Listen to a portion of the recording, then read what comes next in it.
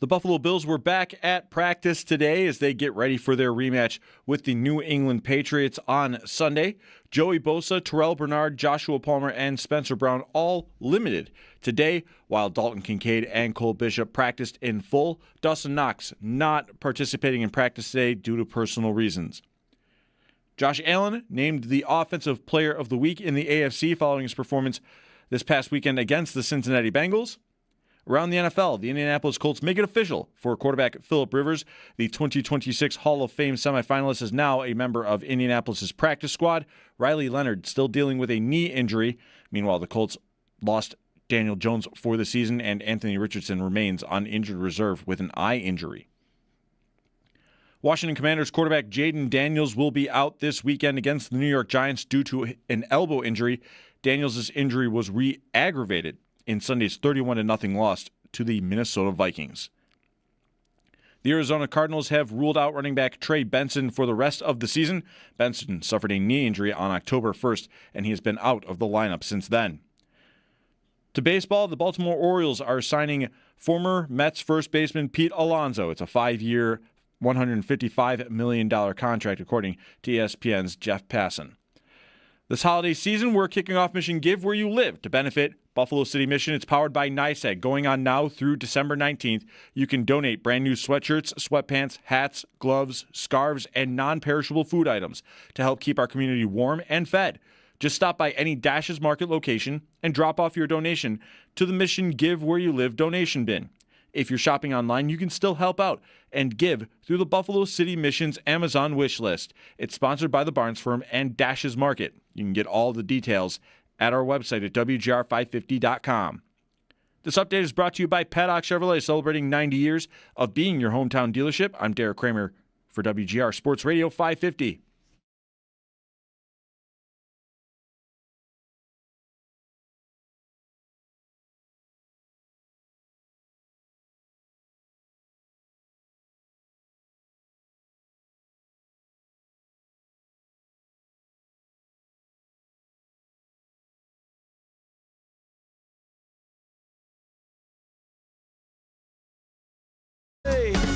It's Mike Schopp. Mike. What day is it, Mike? And the Bulldog. Hey, guess what day it is? Oh, come on, I know you can hear me. It's Mike Schopp and the Bulldog. Guess what today is? It's hump day. Woo-hoo! On WGR. Hump day! Sports Radio 550. Well, I'm thinking it, so I'll just say it. I'm not happy that I didn't wear shorts today. It is so hot in here again. It's in the 30s today. I mean, I could have gotten away with it. I don't have a comment to offer. I'm wearing a hoodie. The problem I have, I dragged the shorts thing into November at least. I mean, I went as far as I really possibly could. But I feel like as, reasonable as maybe that argument is, it's hot in here, the light's hot on my face, and just like I'm sweating right now. I just don't have the right shoes to wear with shorts year-round. Right, because if I wore sandals today that I would wear with shorts on an 80-degree day, sloppy, it would be impossible. I'd fall down. It would just slip constantly, and my feet would be wet all day. Yep. You can't do that. So then what am I doing? Socks and sneakers with shorts? Who wears that? Like tennis players. Yeah. I guess, but I'm not playing tennis. Yeah, these are challenges. Yeah. So otherwise, I think I would maybe be still wearing shorts in here. Plus, my pants are all ripped. I'll just quickly tell you, I played some indoor golf last Tuesday with Sal's podcast partner, Channel 7's Matt Beauvais, and he is also a shorts guy. He was wearing shorts. I mean, we were playing golf indoors, but he wore shorts too. He didn't strip. He didn't go like NBA intros and strip off some sweatpants. That's what I need in one fell swoop when we started playing at Golf Dojo last Tuesday. But I was like, "You're a shorts guy." I need those pants where you just sort of pull on them and the buttons rip off on the sides, and they're just off. Right. I need that. I'd wear that here. So you'd wear that NBA in warm-up the elements pants. and then have shorts on in here. Yes. That's what you're telling me. I would wear NBA warm-up pants. And, who cares what kind of footwear I have on right now on the camera? Right, I think that's right. maybe they can't see. Right. I like my shoes today, but I'm wearing. Who cares? But really, this is Right, predicated everyone, on who cares? you not wanting to walk from your house to your car with shorts and sneakers on and socks, and then from your car into here is what we're getting at here. Well, no, I'd be walking everywhere with shorts and sneak. Everybody who would see me indoors or outdoors would see me wearing that. Right, but who's seeing you walk from your house to your car? No one. That's not the problem. Driving here, no one. That's not it. But if you have It's errands to being run, seen yeah. with shorts and My point is, no socks and one's going to sneakers. see you. But people here would. There's like 3 people here. That's true. Is it that many? I don't know. I don't know if that's ever going to change, but yeah, I mean. No, we did an interview today. Yeah, that's We right. had a guest in today that wanted to meet us. Sure. We have the news guys are here. Sales people are moving around. All the construction. It's like 20 construction workers. I just think if you wanted to avoid people, Bowerly is here. There's a guy I want to Stunning. impress. There's a guy who I wouldn't want to have see me look ridiculous by the clothes choices I've made on a given day. Wow. I wouldn't want that to happen because that would be his whole show. Don't you think? You're feeling so much peer pressure. So we had. I mean, what is how you dress though? It's how you want to be comfortable, and then how you think you look to the world. There's some, maybe it's 5% that, but there's some percent. Sure. How you wouldn't just wear anything that's comfortable. You come close. We both come close. I've got these, but it's not 0%. I've got the exhaust of the snowblower burned holes in my pants on again today. I mean, you're out at the what? The exhaust pipe on your car? No, the snowblower. Last year I wore my good lounge pants Buffalo outside the football snowblow, Wednesday. and I brushed up against the snowblower's exhaust, and I got in the shape of what that is. I've got these 3 little holes. Anyway, I was out at my pool today. It's embarrassing to wear these in public, but I'm wearing them to work. I was working at the pool today in this. My shoes are not waterproof. What were you doing with the pool today? Just tidying up. All right. And I'm wearing these boots that I think sort of look. No further questions, Here, please. get a load of these. I think these pretty much look like slippers. But they've got a nice sole. They're warm, and I'm wearing them out. Fine. And I keep telling my wife, I sort of feel like almost like an escaped hospital patient with these shoes on, but they're comfortable. They're easy to get on and off. They're warm, and they got good traction. So I'm just rocking them. Fine. But I'm not sure that I really like them. Nobody would look at them and judge you. Okay, I appreciate that. In a negative way. The pants. I hope the guy from Spree didn't. I am not going to stand up I don't need that. and show the holes in the pants because I'm really embarrassed about these. But yet I keep wearing them. From where he sat, he could see your feet. He could not see mine. I was ready to show my feet. I got my Fluvogs on today. I was ready to show You're them. dressed up for this guy. Got a haircut. I wore my good sneakers. Yes, we had a reporter in from Buffalo Spree, and just to talk about our careers. It was very nice.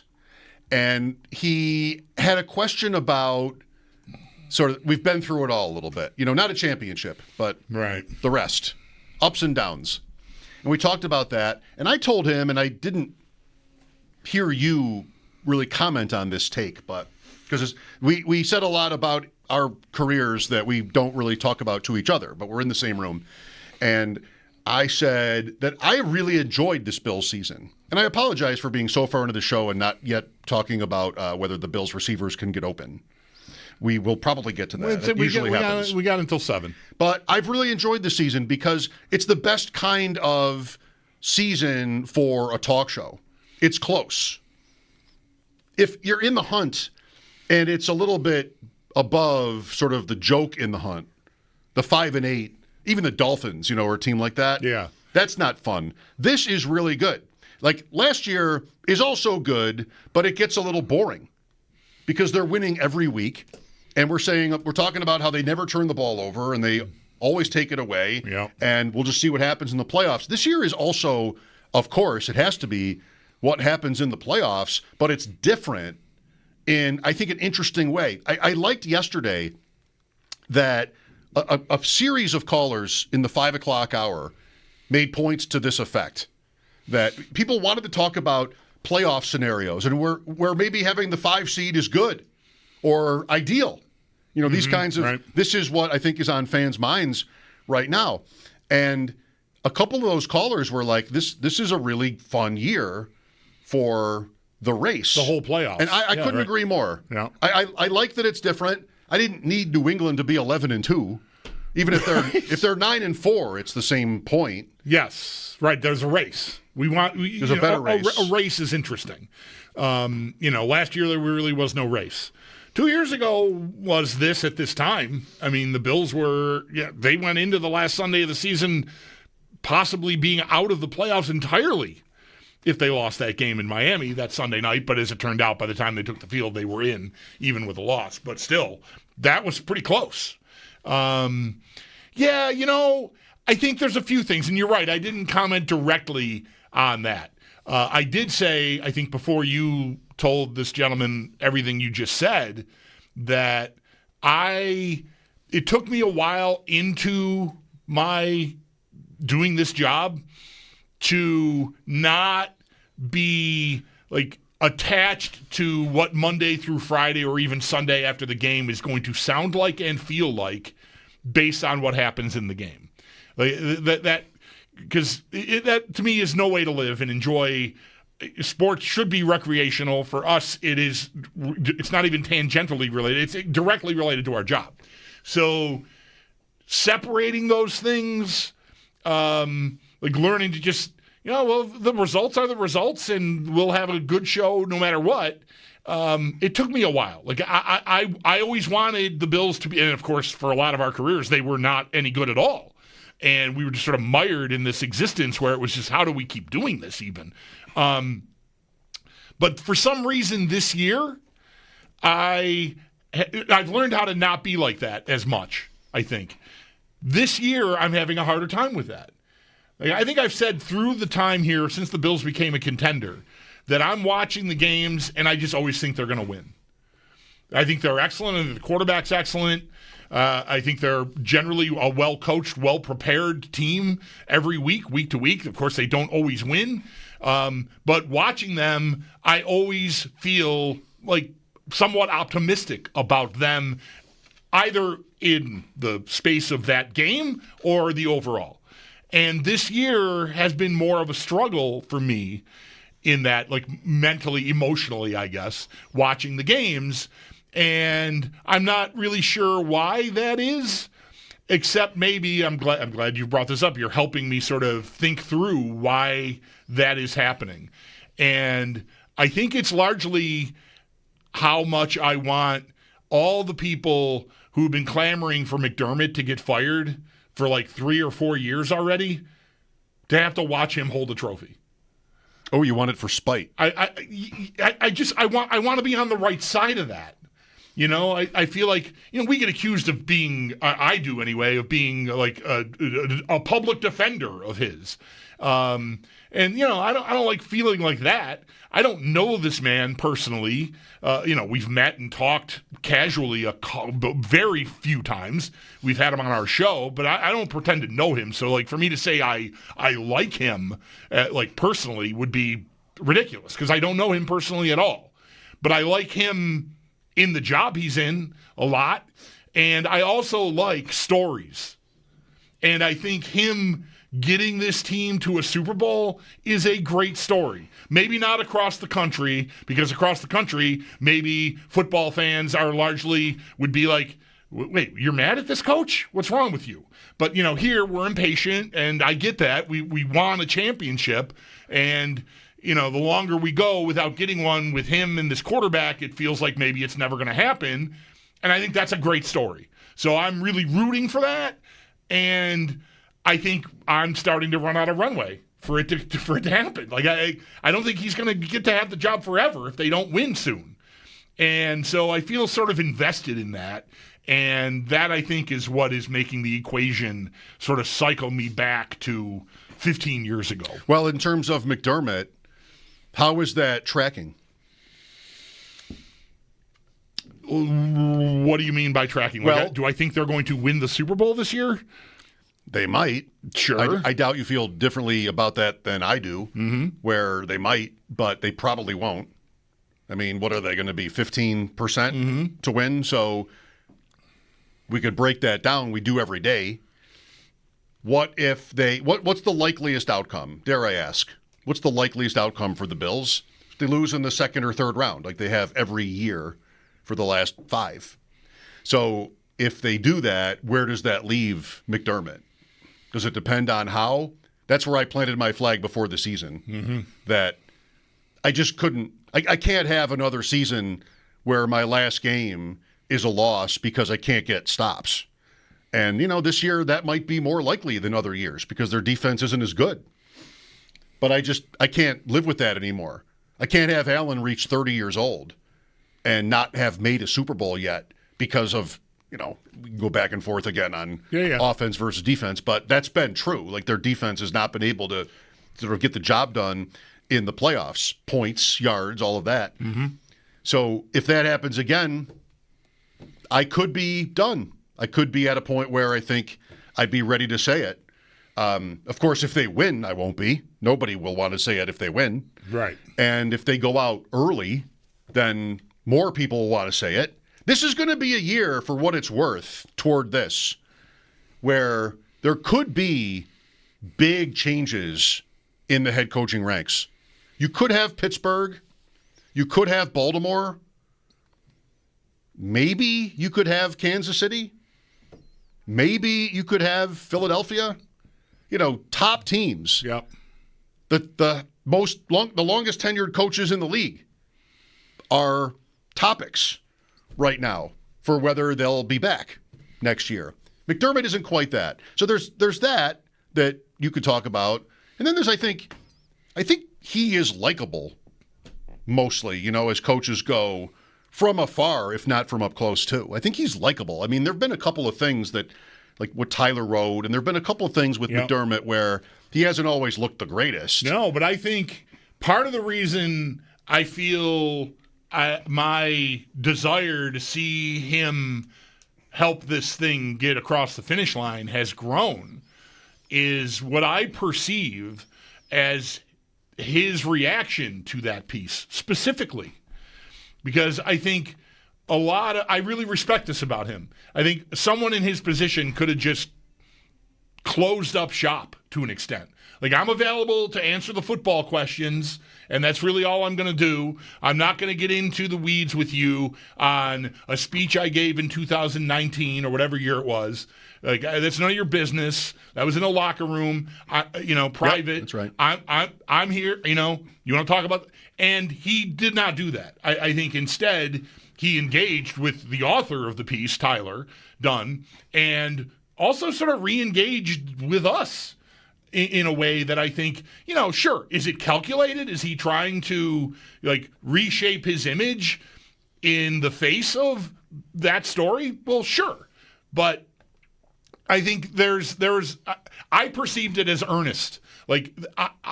When he talks about learning and growing, I think he's being sincere. And I think he learned and grew. And I really appreciate that about a football coach because I think that's a vulnerable position to put yourself in. And I think he did that. So that makes me want to see him get it across the finish line all the more.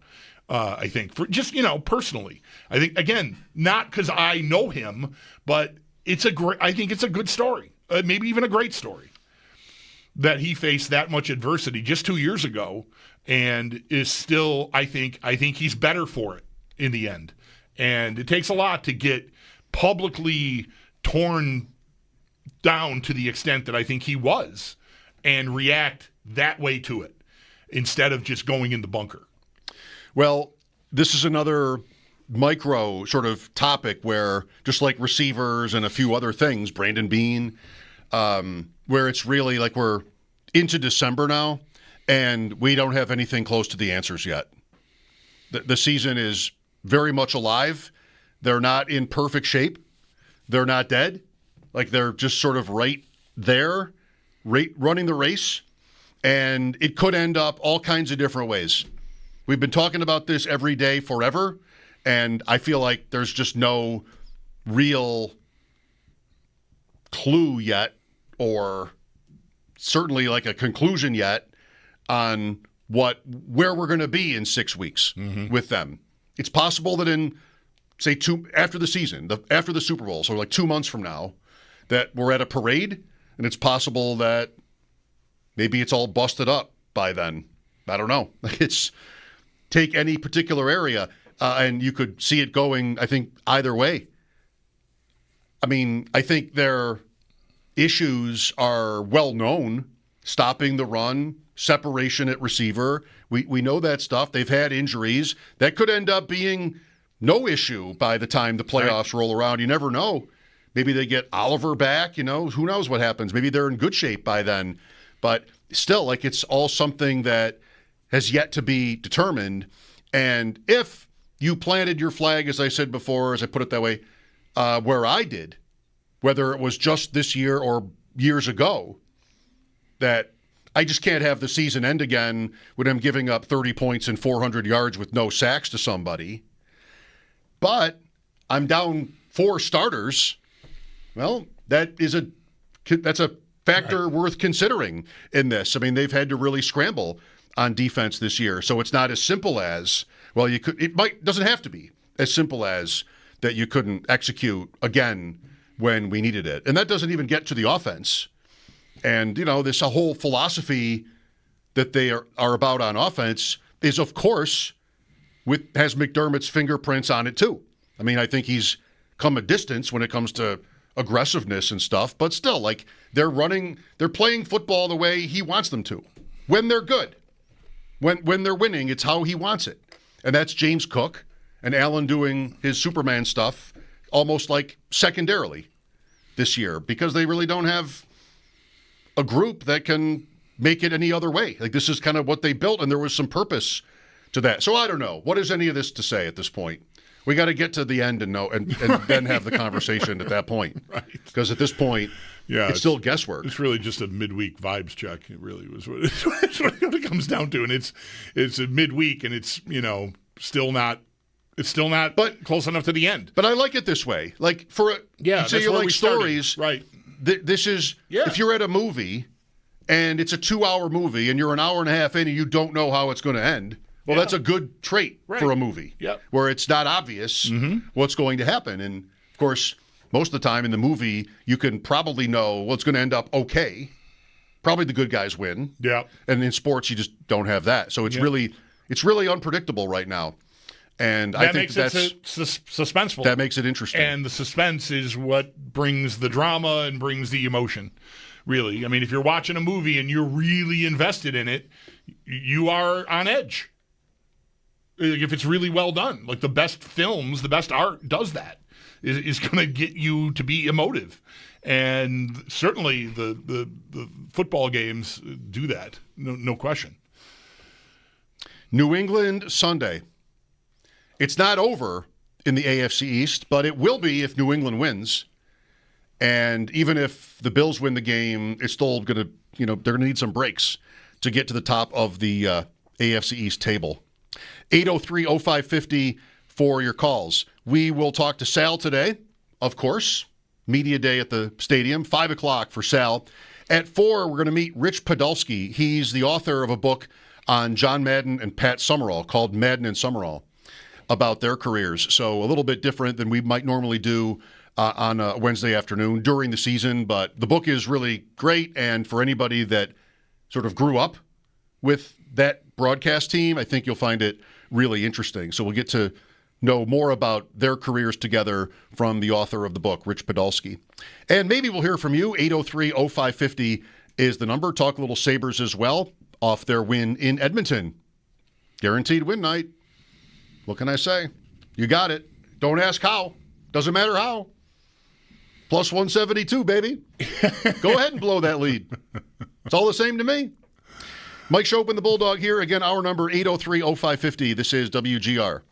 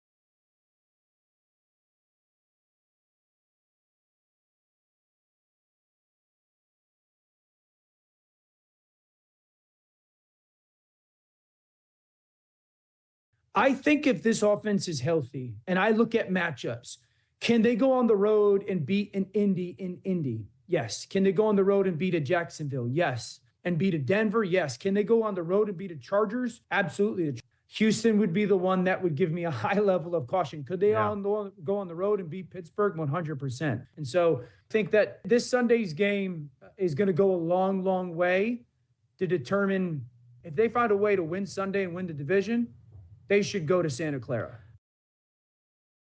Big if. Dan Orlovsky. My question is more, can they do 3 of those things with even in a row? Being in a row? Right. It being likely that they don't get to the top of the division even if they win Sunday, because that is still true. They won't be 50% or better to win the AFC East even if they beat the Patriots 40-3. So can they do 3 of those things in a row? The Patriots have done, this can really make you question everything if you're like this. The Patriots have done this year so far what the Chiefs did last year, which is just not give you a chance to breathe. I mean, the Bills have had a very good season, just like last year. They had a better season last year, but they could not ever get, even having beaten Kansas City, which was their only loss until the game they quit in Week 18. That's the only game they lost. Until the Super Bowl after that, I guess, if you want. But they never got a break. And I don't know if it's really worth it to sit around and bemoan that, because there's always more that you could have done. Last year, like not losing to the Texans would have been one of these things. And if that didn't happen, then they would, they might have made it to the 1 seed. But it's just the Patriots have done the same thing, where you've had a really good season. Allen is right there in the MVP conversation again, even with all their injuries and, they're turning the ball over again. They got back to that, but they're still 9-4 throughout all of that. Still, though, New England has had such a good 10 wins in a row that you really don't have a great look at it regular season-wise. That's the point. So you might have to go to 3 of those places and win all 3 just to make a Super Bowl. And that's my issue. Like, I know we'll talk to Sam on Friday, and Sam says every day, who's beating Allen of these quarterbacks in the AFC? I don't know. There's not one that I'd rather have. A lot of these guys, like, I'm not sure Orlowski, but these guys from ESPN that we hear from every once in a while sound like they're all saying the same thing. Nick Wright yesterday was somebody for this. Like, if you can't get to the top without Mahomes, Jackson, and Burrow in the playoffs against you, then what are you? You're never going to do it. Kind of. That's the vibe. That's how it would feel. Yeah, right. I have been thinking, mostly I have felt, and I think the betting markets reflect this, the way a lot of people sound about it. Even, the clip we just played from Dan Orlowski, I don't want to put words in anybody's mouth, but, Denver, New England, Knicks, Drake May, they haven't done it in January. I'm not ready to believe in it, right? Like, you got to earn your stripes, that kind of thing. Like, I don't know.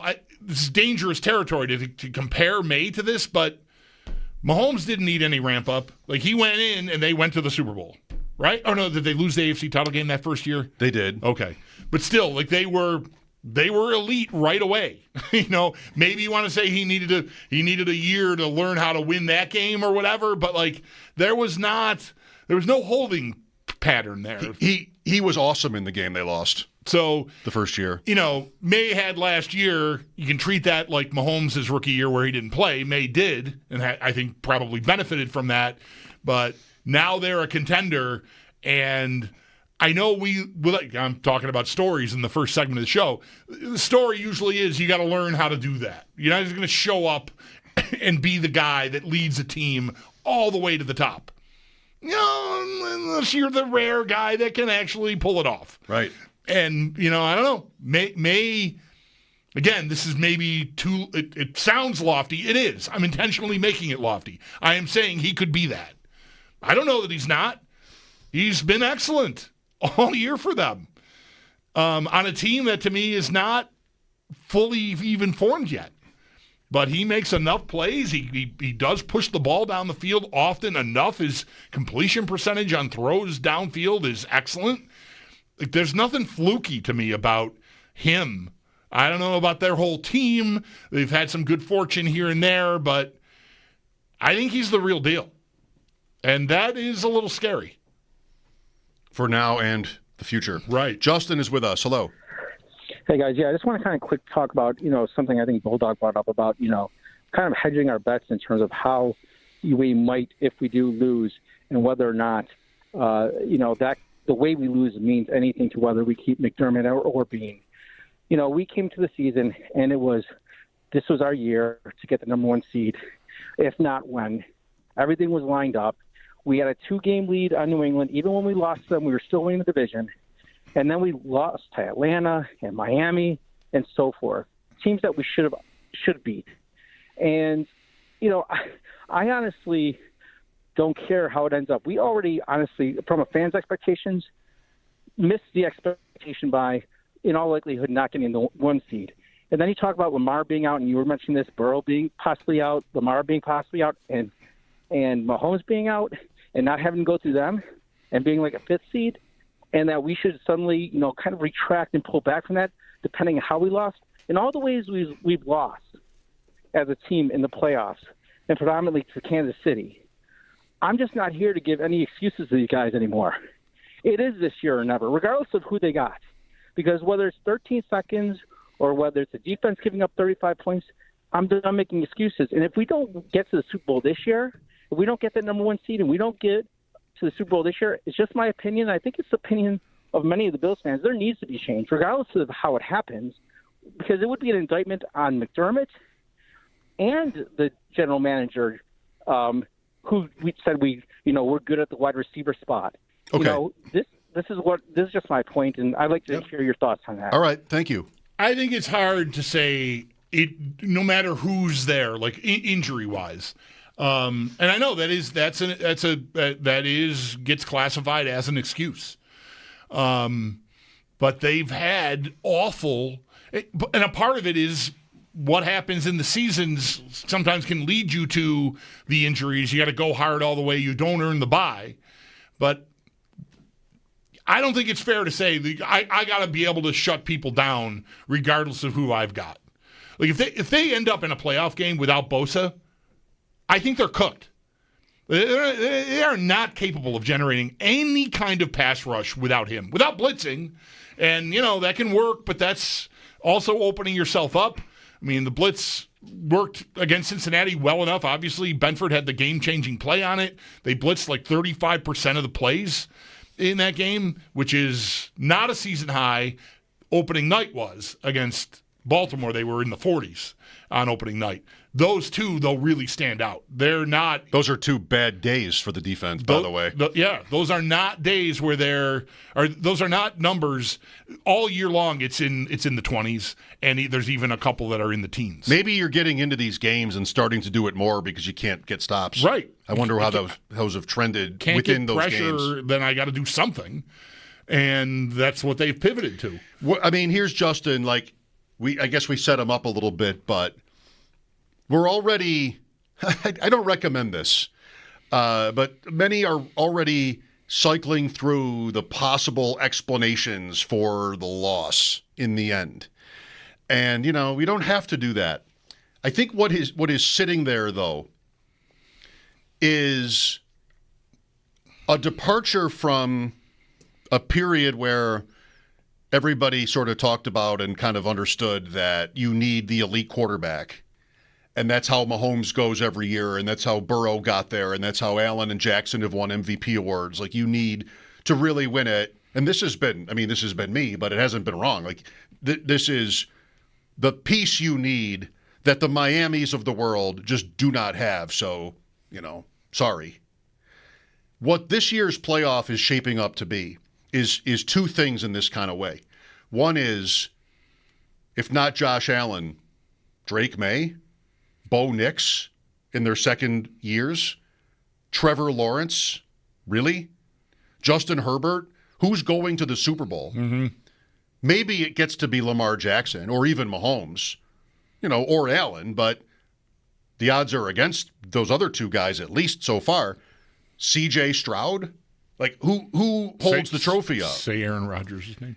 Rodgers and Jackson are like kind of over there because they're both credible enough. And only one of them's going to make it. One of them will make it and be an underdog. Like that, sure. But the point is, those are your quarterbacks, and as everybody's going to talk about, if Mahomes doesn't get in the tournament, you kind of got to do it. I mean, I've got the best guy. I should be able to do it. If the idea that you having that quarterback gets you, you get an invite to the dance, right? You have a real shot at it.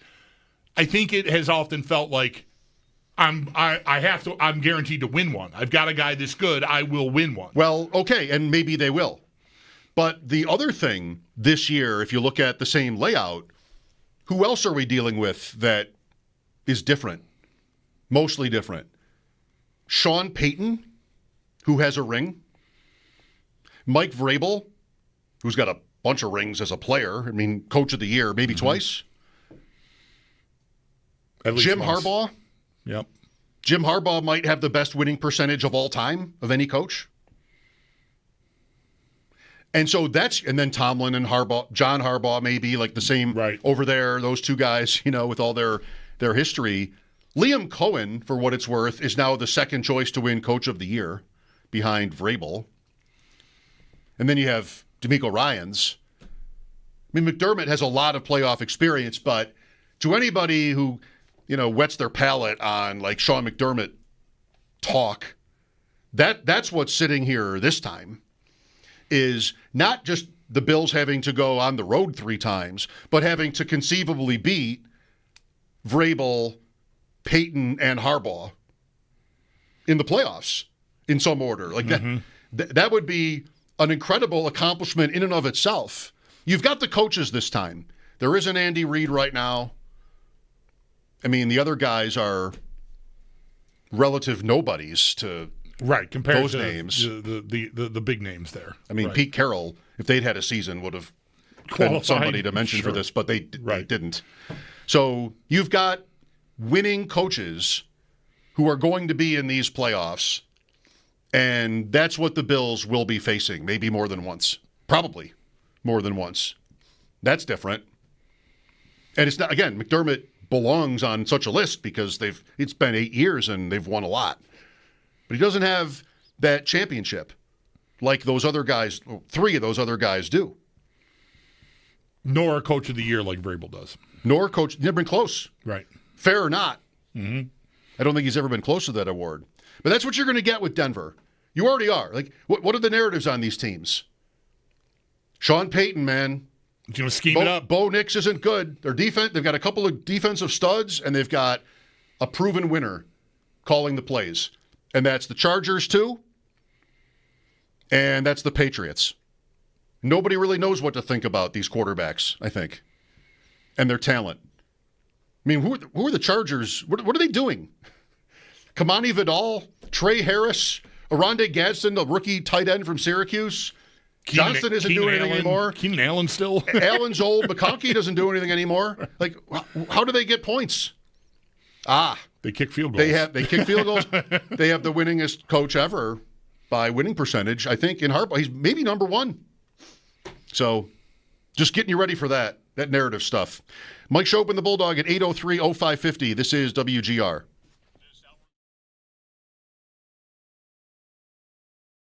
I saw on Facebook or Twitter or something, but Deion Dawkins was just kind of looking at the audience and just marveling on how the team is so behind them. And he said, oh, my gosh, I just love these guys. I think this team, with Josh, everybody else, I think they genuinely love our fans, the Mafia. It's not about a paycheck.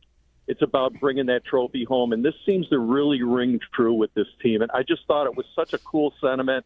And I love those guys. I love the team. Deion, you're awesome, man. Win on 3. 1, 2, 3, win.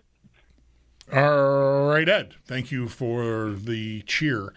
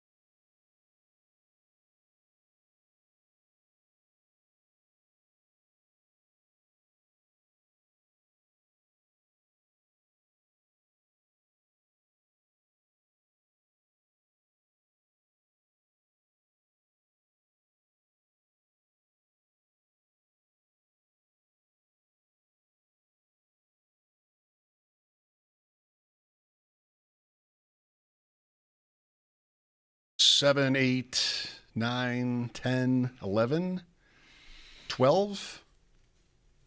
Are you counting up teams ahead of the 13? Sabres in the standings? What are you doing here? Maybe I am. If I was going to stop at 12, I would have done it by song. 1, 2, 3, 4, 5, 6, 7, 8, 9, 10, 11, 12, like the song. But I didn't because I wasn't sure what the number was going to be. Like the song. Like I'm supposed to know exactly what the hell you're Who wants to talking tell about. him? I don't know. Is this related to 6, 7 in some way? No. Okay. I mean, they're in the song. They're mentioned.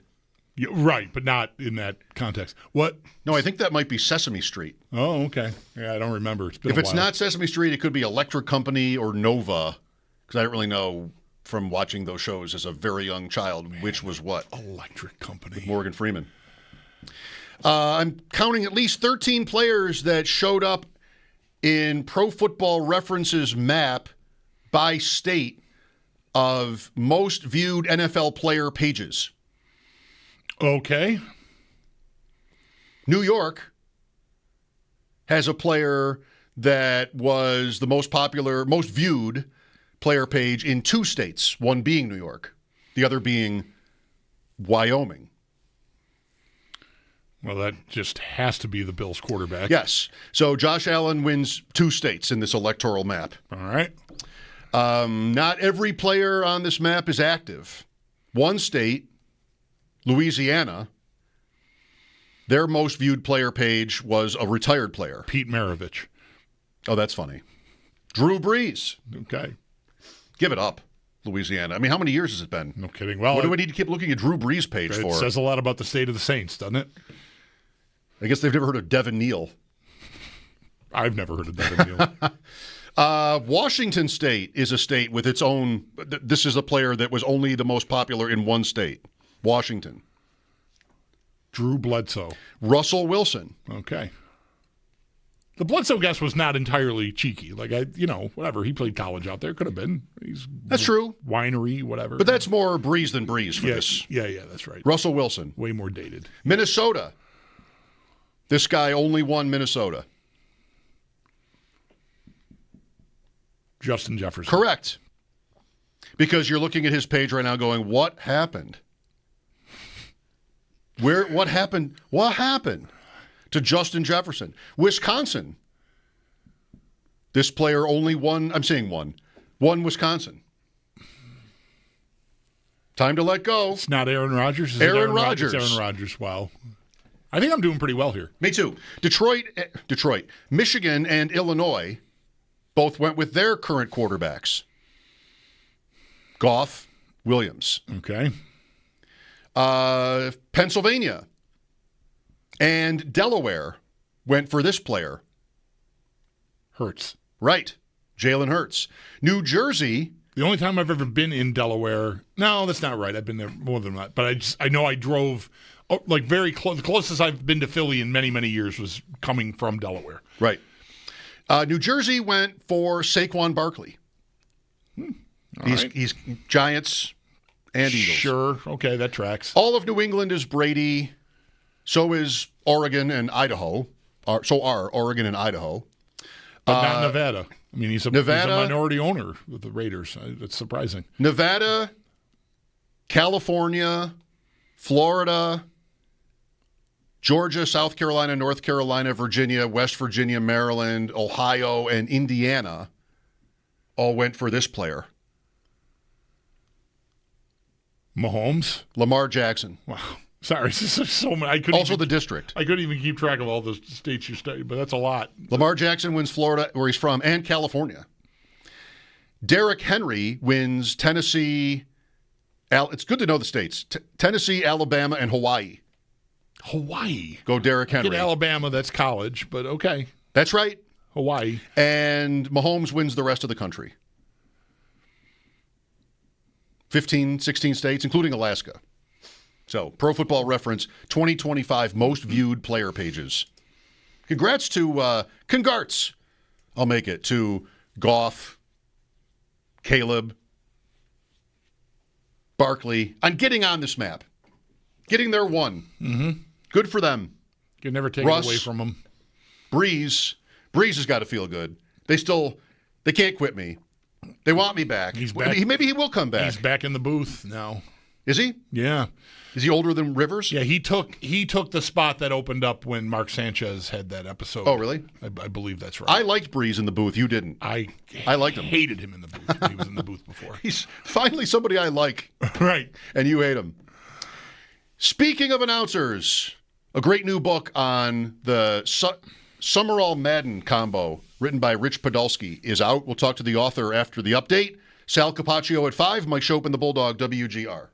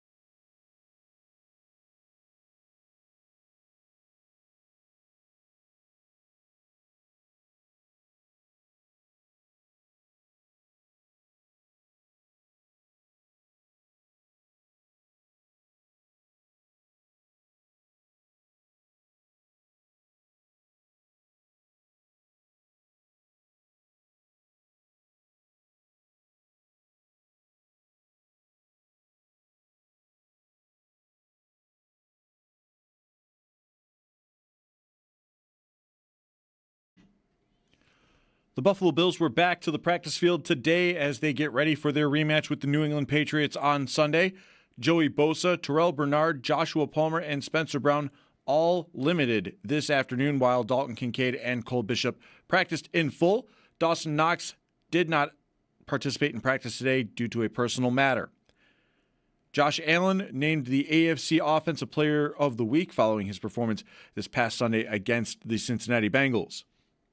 Around the NFL, the Indianapolis Colts with a flurry of moves at quarterback, making it official that quarterback Phillip Rivers is on Indianapolis' practice squad. The team also has left the door open that Rivers could be elevated to start on Sunday against Seattle. Colts head coach Shane Steichen telling reporters, "We'll see how the week goes and that it depends on how Rivers feels as well." With Riley Leonard dealing with a knee injury, Indianapolis also elevated Brett Rippon to their 53-man roster. Washington Commanders quarterback Jaden Daniels will be out this weekend against the New York Giants due to his elbow injury. It was re-aggravated in Sunday's 31-0 loss to the Minnesota Vikings. The Arizona Cardinals have ruled out running back Trey Benson for the rest of the season. Benson suffered a knee injury back on October 1st and has been out of the lineup since then. In baseball, the Baltimore Orioles have signed former Mets first baseman Pete Alonso. It's a 5-year, $155 million contract, according to ESPN's Jeff Passan. This holiday season, we're kicking off Mission Give Where You Live to benefit Buffalo City Mission. It's powered by NYSEG. Going on now through December 19th, you can donate brand new sweatshirts, sweatpants, hats, gloves, scarves, and non-perishable food items to help keep our community warm and fed. Just stop by any Dash's Market location and drop your donation off to the Mission Give Where You Live bin. If you're shopping online, you could still help out through the Buffalo City Mission's Amazon wish list. It's sponsored by the Barnes Firm and Dash's Market. You can get more details on our website at WGR550.com. This update is brought to you by Paddock Chevrolet, celebrating 90 years of being your hometown dealership. I'm Derek Kramer for WGR Sports Radio 550.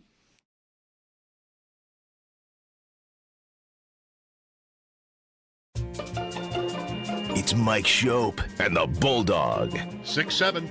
Okay. Ooh. I'm so cool. It's Mike Schopp That's already over. Oh, yeah? I think so. Well, then I'm going to really pick up on it. and the Bulldog. No, God! No, God, please, no! No! No! No!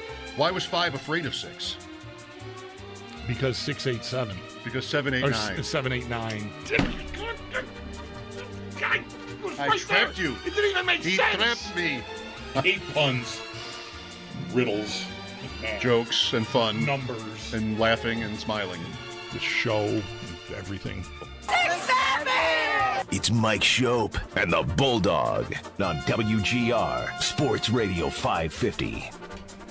Our friend from Buffalo Spree who came in today to interview us eventually got around to asking, so what else do you guys do when you're not here? And Bulldog went first on that one and talked about golf and music. Mostly music. I forgot about golf. I was so wrapped up in talking about music that I golf. I golf a lot now. And I was feeling the pressure. Come up with something. What am I going to say to this question? What do I do? Like Sudoku. I do all the New York Times puzzles every day. You know, like I'm 70. I was thinking, like, that's what I'm going to say. Well, you're an old soul. I think I ended up saying something like, I'm looking for something else. Yes, you did. Clearly, I feel inferior in this area. Well, so what do you do when you're not? I mean, I work for these long hours. What do you do when you're not working? That's a heck of a question. What did I do? I watched Bet Sweats. Checked lineups. A lot of your recreational time, I feel like, is at least work adjacent. Well, that's my excuse. Right. I mean, it's I'm working football, right now. Fantasy football, Podcasts. You're accumulating intel. Today I got my hair cut. Yeah, that doesn't count. As a hobby. No, that does not. It's You can't count that as a hobby. Not a hobby. No, you could cut hair as a hobby, but not get your hair cut as a hobby. Yeah. With us now on the West Her Hotline, we are pleased to announce is Rich Podilski, the author of a great new book on two of the legends of the game, John Madden and Pat Summerall. It's called Madden and Summerall, How They Revolutionized NFL Broadcasting. Rich, we're Mike and Chris. Thanks for taking the time to talk with us. Hey, good afternoon. It's great to be with you. Welcome to Buffalo. So I enjoyed your book very much. I'm curious if you wouldn't mind to go into a little bit like your personal experience with Madden. I don't recall if you had any with Summerall, but I enjoyed the little, I don't want to call them departures, but the moments in the book where you're talking about Dick Ebersol and Susan St. James. I mean, I'm 54, so these are names I know. How did you end up meeting him and getting to know him? In the early 70s, I was covering the Miami Dolphins for the Palm Beach Post, and right before an AFC Championship game, I took a chance and called the Raiders and tried to get an interview with John Madden. And to my surprise, he called me 2 days before the game as they were about to get on a plane, and we spoke for about 20 minutes. And he was delightful and funny and irreverent, and you never know this guy was going to play coach in the game before the Super Bowl.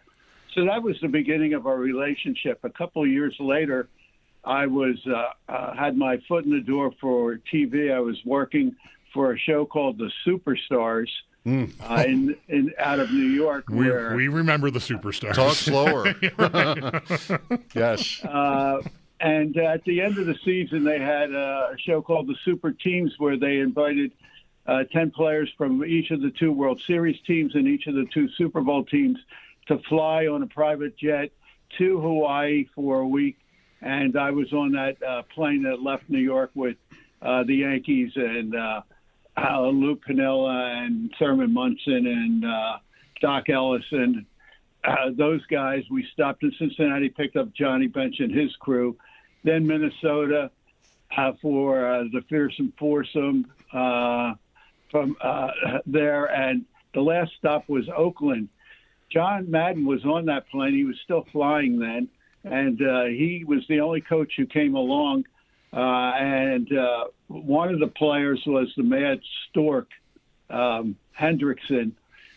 And Madden and I were talking next to each other on the first row of the plane since he remembered our interview from a year or two earlier. And we were chatting there, and all the players were getting to know each other in the back of the plane. And Hendrickson comes up to the front, and he says, "You know, Rich," and Madden sort of looks at him like he's crazy, and he sort of was. He says, "You know, Rich, if this plane ever went down, it would take your mother a week before she found out you were on it." Wow. And that's how Madden and I started the week. We wound up spending every night on the porch of his hotel talking football. He couldn't get enough of what I knew about Don Shula. And that was the beginning of a relationship, spending a whole week with him. And I introduced him to some of the executives from IMG, International Management Group, which were the producers of the show The Superstars, which was created by Dick Button, the great ice skater. Didn't know that. And we got to be pretty friendly during that week. And a year or so later, and I was at CBS Sports as a writer for the NFL Today and CBS Sports Spectacular, and doing some publicity work during the week. And he came in as a reluctant analyst in 1979, not sure that he wanted to be an analyst, but he got talked into it by IMG's great super agent, Barry Frank, because when Frank told him they're going to give you 4 or 5 games at a pretty good rate. And he said, "I don't know, maybe in a few years." And Barry Frank said, "You know, in a few years, they might not want you." Right. Now, if you recall, John Madden quit after 10 years of coaching. He had the bleeding ulcers, and it was that or having to sit at home. Yeah. So he couldn't take that any longer. And when he came to CBS, I was about the only guy he knew besides Jimmy the Greek. And he didn't know how to be an analyst, and they didn't help him much. They assigned him to 4 games. They gave him a different partner for each game, a different producer, and a different director. Now, there's no way he could get into any kind of rhythm. It was just by weird luck that on the fourth game, which was the Sunday of Thanksgiving weekend in 1979, that he had Pat Summerall as a partner because Summerall's partner, Tom Brookshire, took the day off. His daughter was at a coming out event in Philadelphia. And so he got to work with Summerall, and they got to know each other a little bit then. I watched that game on YouTube, and, John was not the John we got to know. He was a little bit conservative. He was not using the sound effects and things like that. Mm-hmm. But Summerall contended that he had a lot of promise, he thought. And, he started off that game in a cold sweat. They were standing on a ledge on top of the Tampa Stadium, and nobody knew that John was claustrophobic and crazy, afraid of heights like that. And after a while, Summerall thought this guy's never going to make it in TV. And then during a commercial, Madden explained to him the thing about the claustrophobia and the heights, mm-hmm. and Summerall protected him the rest of the game. Rich, and it wasn't another 2 years until they were paired together for real. Very good. Bulldog, you might even know this story from when we knew Larry Felser. I'm guessing, Rich, that you know that name. And Larry told a story about after Super Bowl VIII in Houston, Madden, the Raiders were not in the game, but he was there. And Larry was just like outside his hotel getting a cab. And Madden was standing out there, and Larry's like, "You want to get a beer?" He's like, "Sure." So, I mean, different times, Super Bowl VIII, where you just go to the bar or whatever you did then. And there's also a line in the book that you reference, Rich, where Madden's doing a game and there's a flyover, and he says something like, "That's the closest I've been to an airplane in 18 years." So it's pretty good. With Rich Podilski, Madden and Summerall, how they revolutionized NFL broadcasting. Well, you started to get into it. I don't know if you have something here, Bulldog, but I'm too busy distracted remembering how invested I was in Gilbert Perreault running a 50-yard dash when I was 10 years old on the Superstars. Baby. We love the Superstars. So, let's just keep moving on Summerall and Madden. It might take us the rest of the day to explain the Superstars to our younger audience, but so you started to mention there, Rich, how Madden really didn't become Madden, if you will, for a few years. What led to that? Well, first of all, he didn't know how to be an analyst. He had watched tapes of other games. He hated the guys who were doing the games on the air, especially Howard Cosell. He called the broadcasters a bunch of hairdos, and he thought they didn't do their research, they didn't do enough homework, they didn't know the rules, and he didn't have much respect for the broadcasting community. So he knew he wanted to be around football, and he wasn't sure this was the way to do it. And when that first year started out so miserably, he almost got fired at the end of that first year because he wasn't the Madden people got to know at the bar, the storytelling Madden. So it took him a while to figure it out, and he had to pretty much figure it out on his own. And there was a luncheon right before the Super Bowl in L.A. in January of 1980 where CBS had a lunch for the television community. And they invited agents and advertisers and executives from the NFL and a whole bunch of big shots, 500 people in the ballroom of the Beverly Hills, not the Beverly Hills, the Wilshire Hotel. And they had a dais with Brent Musburger at one end, Pete Rozelle at the other end, and 3 Super Bowl winning coaches in between who worked for CBS. And that was George Allen, Hank Stram, and John Madden. And somewhere along the way, somebody from the audience asked the question, would any of the 3 of you ever consider going back to coaching? And George Allen hems and haws and really doesn't answer the question. Hank Stram, who was number 2, then working with Vince Scully, protested how happy he was in the job. And then it was Madden's turn. And Madden, he doesn't just sit there and give a hem and haw answer. He gets up, walks behind everybody on the dais, all the way down to the other end where Rozelle is. He puts his hand on Roselle's shoulder, and he squeezes, and he says to this audience of 500, you know, people ask me all the time what I think about NFL officiating. And then he gives this smirk, and Roselle starts to laugh, and the whole place breaks up.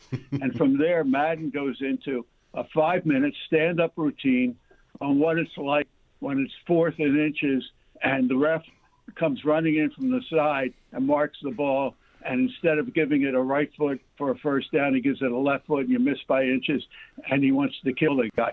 And the place was in stitches. And after the luncheon was over, the CBS executives got together and said, we can't get rid of this guy. We got to figure out a way to get him like that in the broadcast booth. So they gave him another year. They paired him with Gary Bender, who was a really solid play-by-play guy. They gave him a top producer and director in Sandy Grossman and Bob Stenner, and he slowly started to find his way. And he still wasn't the guy that we all fell in love with in the mid-'80s, but he was getting there. And finally, in 1981, when he was paired with Summerall, that happened. And it was very unusual the way that he got paired with Summerall, if you have time for me to tell that story. Okay. Oh, of course we do. Yeah. The executive producer for NFL, a guy named Terry O'Neill, who's only 31 years old, was brought in from ABC to put CBS in the 20th century in NFL broadcasting. He wanted Summerall all the way to be Madden's partner. Now, the new boss at CBS, the new head, was Van Gordon Sauter, who didn't know a lot about sports, admittedly, but he certainly knew television and he knew talent. And he thought Madden was the guy, not from watching any of the games, because none of the games went back to New York. He liked Madden from watching the Miller Lite commercials that he had started doing that year. And O'Neill said, you know, I could see that he could actually be a good an analyst for us. Who do you want to put with him? And he said, Vin Scully. Vin Scully is an elegant broadcaster. And O'Neill immediately knew that as great as Scully was doing baseball for the Dodgers, he wasn't going to work with Madden because Madden liked to tell stories and Scully liked to work alone and tell stories. And O'Neill said the viewer will be wrung out by halftime. They'll be so exhausted. So they came to a compromise, and Scully worked with Madden the first 4 weeks of 1981. Summerall worked with Madden the first 4 weeks of October following that. And they were all going to decide, all the executives, in a luncheon on October 26th, the Monday following the 8th week. Now, this was important because CBS had the Super Bowl that year, and there was still half the season left. So at the luncheon, everybody voted for Summerall except the boss, Sauter. Now, Sauter had split up Summerall and Brookshire because of their shenanigans on the road and their drinking, and the stories got back, and it wasn't very pretty. He was not in favor of having Summerall being on the A game at all, but he got talked out of it. Summerall really behaved. He was perfect with Madden because he was a minimalist, and he gave Madden all the room he needed to be a storyteller. Madden could capture the nuances of the players. He could capture their mannerisms. He knew the nicknames and the things about them that nobody else knew. And one of the reasons was he used to arrive at the practices days before anybody else. And we could get into that, too, unless there's something else you want to talk about. Well, we have only about 4 minutes left, Rich, and we got to talk about Summerall for a minute. Bulldog and I saw him in Detroit.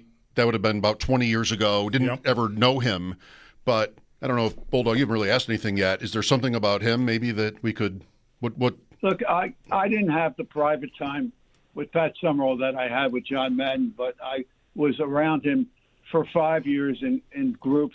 He was one of the funniest guys you would ever know, and you wouldn't know it from being on the air, except his little quips on the air with John, getting him in and getting John out.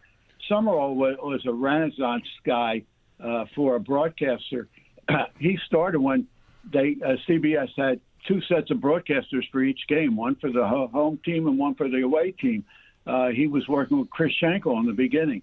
And before that, he got into it by accident. He was a morning DJ type of guy, doing news and weather and interviews. That's how he got into radio. And Summerall was the first to go from the booth to from being an analyst to being a play-by-play guy.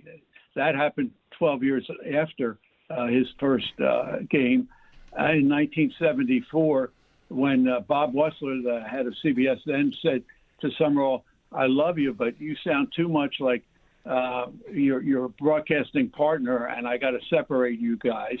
And Summerall at that point said, "Can I try play-by-play?" And he said, "Who do you have in mind to work with?" And he said, "Brookshire."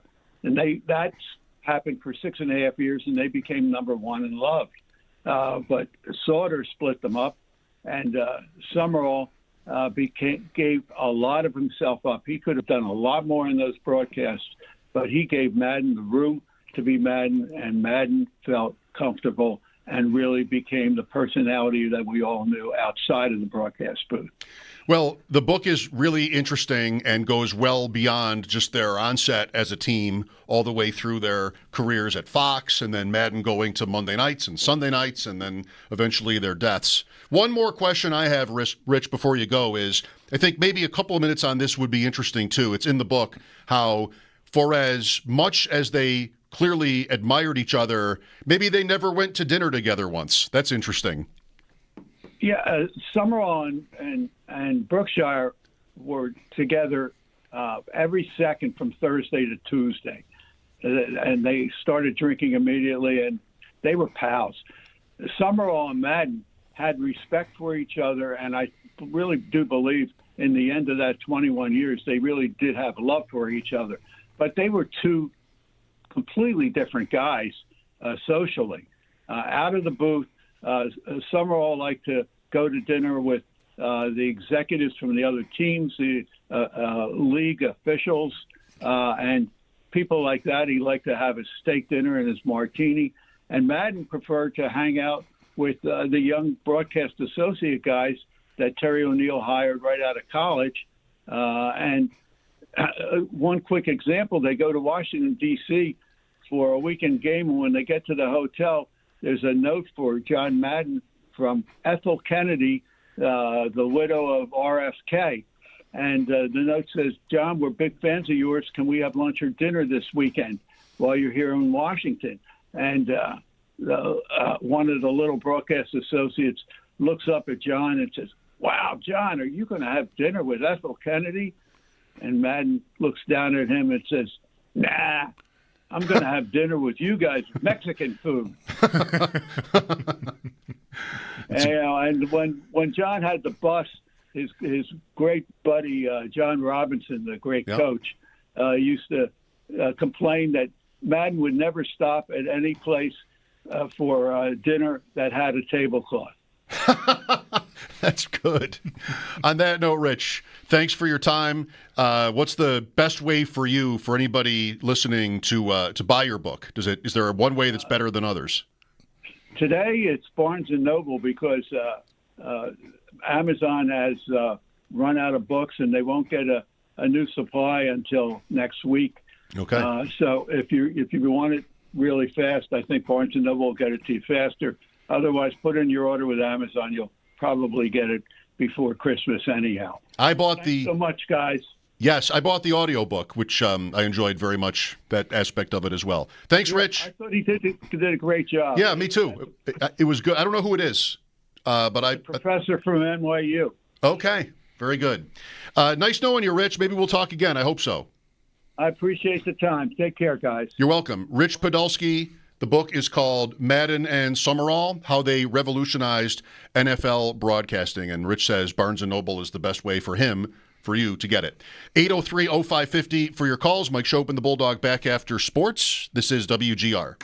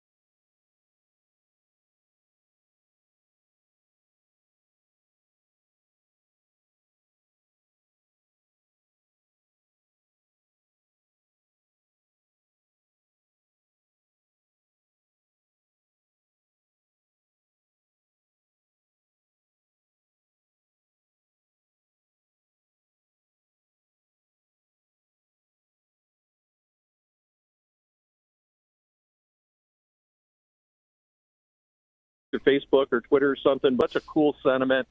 And I love those guys. I love the team. Dion, you're awesome, man. Win on 3. 1, 2, 3, win. All right, Ed. Thank you for the cheer.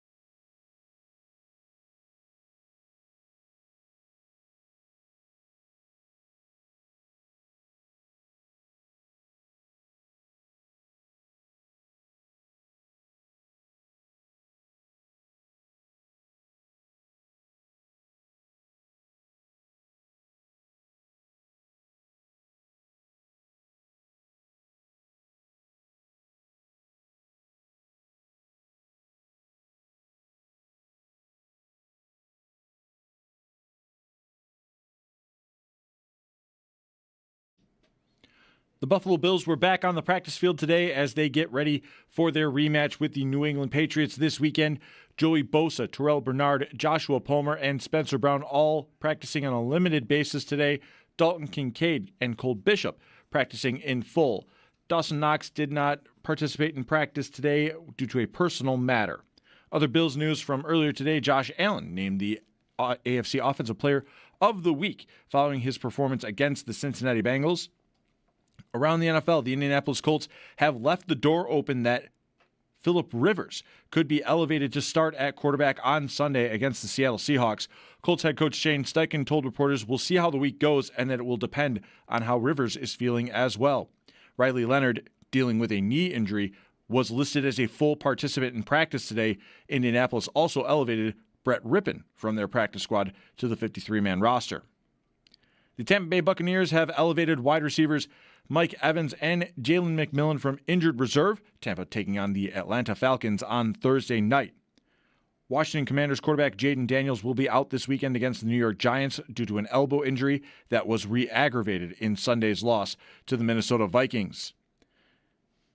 To baseball, the Baltimore Orioles have signed former Mets first baseman Pete Alonso. It's a 5-year, $155 million contract, according to ESPN's Jeff Passan. Those are your Paddock Chevrolet sports headlines. Paddock Chevrolet celebrating 90 years of being your hometown dealership. I'm Derek Kramer. You're listening to WGR.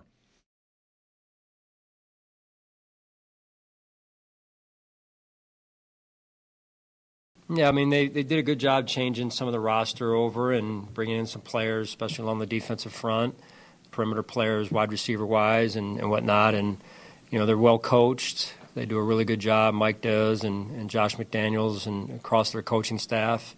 You can just feel a difference in what they've done and how they're doing things. And, we have a ton of respect, obviously, for the way that they've played this year in particular. Sean McDermott on the Patriots and their staff. Mike Schopp and the Bulldog here. Bills and Pats. Bulldog likes to call them the Pats.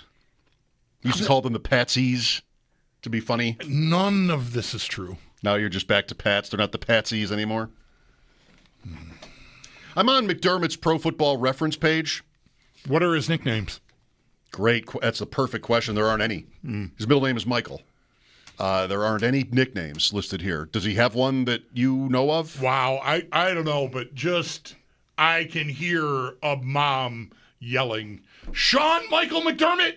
Yeah. Like that really rolls. That's why you give him that name. That is exactly why you give him that name. That really works. Michael Alexander Schopp. Margot Rita Schopp. Get over here. Bagel Schopp, get over here. No. I'm a toy. I'm a stuffed bagel. I can't get over here. Yeah. I need a ride. I can't move. Yeah. Why are you yelling at me for being a bagel? The dog is my transportation The dog system. is my only hope. Why don't you get up and move me here? You're so mad. On the page, however, 2025 challenges. McDermott, 0. That right? I guess. Yeah. I mean, I believe it. There aren't as many challenges anymore because of the moon ref, but they get stuff done themselves. there are still some. Yeah, there are. He hasn't challenged a play this year? Or is that just not updated? Can anybody think of a McDermott challenge this year? Pro Football Reference says there have been none. 5 last year, 1 of which was overturned. I don't have at the ready examples of, because wouldn't I feel like they would stand out if for only the reason that someone on postgame or at some point, like we would hear someone complaining about a missed challenge. Like, what was he doing with that? So I'm gonna buy the 0 because I don't feel like that's happened this year. I'll look up some other coaches just to make sure these are not just all zeros. There have been timeouts here and there that you could quibble with. They had to burn a time. Did you notice this? I mean, it's all glory, right? Gravy. I mean, really more than glory. Benford, that play, they had to call timeout before the extra point. Like, I think the celebration went on for so long that they were in danger of the play clock running out, and they called a timeout. They barely acknowledged it. I don't even know if the broadcast crew said it, but I heard the official say, first charge timeout, Buffalo. And I remember remarking to Owen, like, this is a close game. They could use that. They got to burn it because they're in the stands. There was also a sequence where Cincinnati called timeout, I believe, on a 2nd and 10, which that's debatable. What are your odds versus 2nd and 15, you know?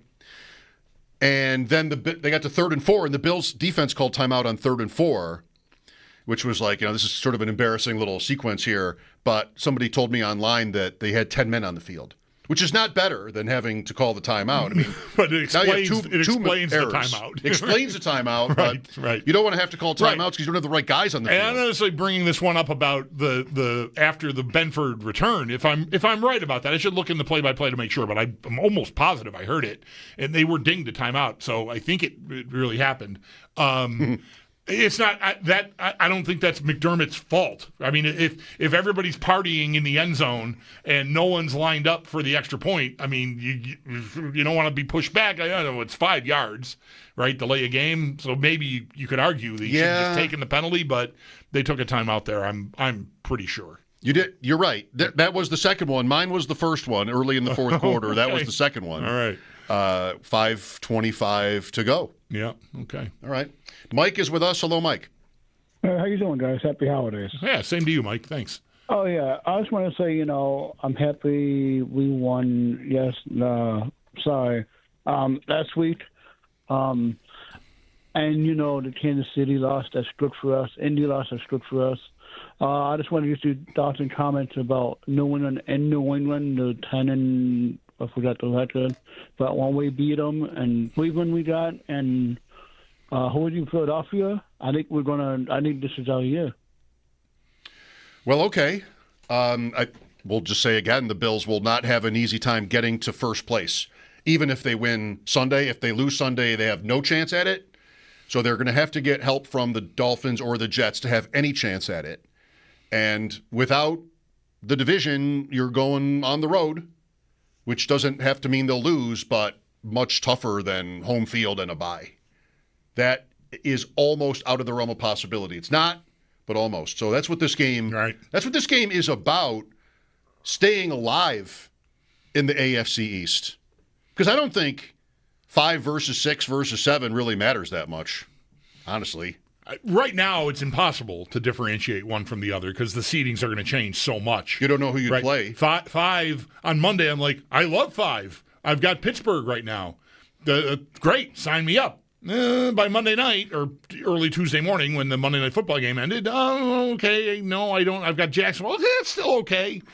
This is fine. But if 4 ends up being Baltimore, which is still very possible, then 5 isn't that desirable. Yeah, it's very complicated. If 4 ends up being Baltimore, and I notice you're wearing your Ravens sweatshirt today. If 4 ends up being Baltimore, they're going to be hot. Like they're going to have beaten Pittsburgh. They're going to come in on a heater on the road. That's right. Maybe Green Bay the week before. Yeah, they're going in winning at least 3 or 4 probably, and that Steeler game to go home for the playoffs against a Bills team that they probably think they can or should beat.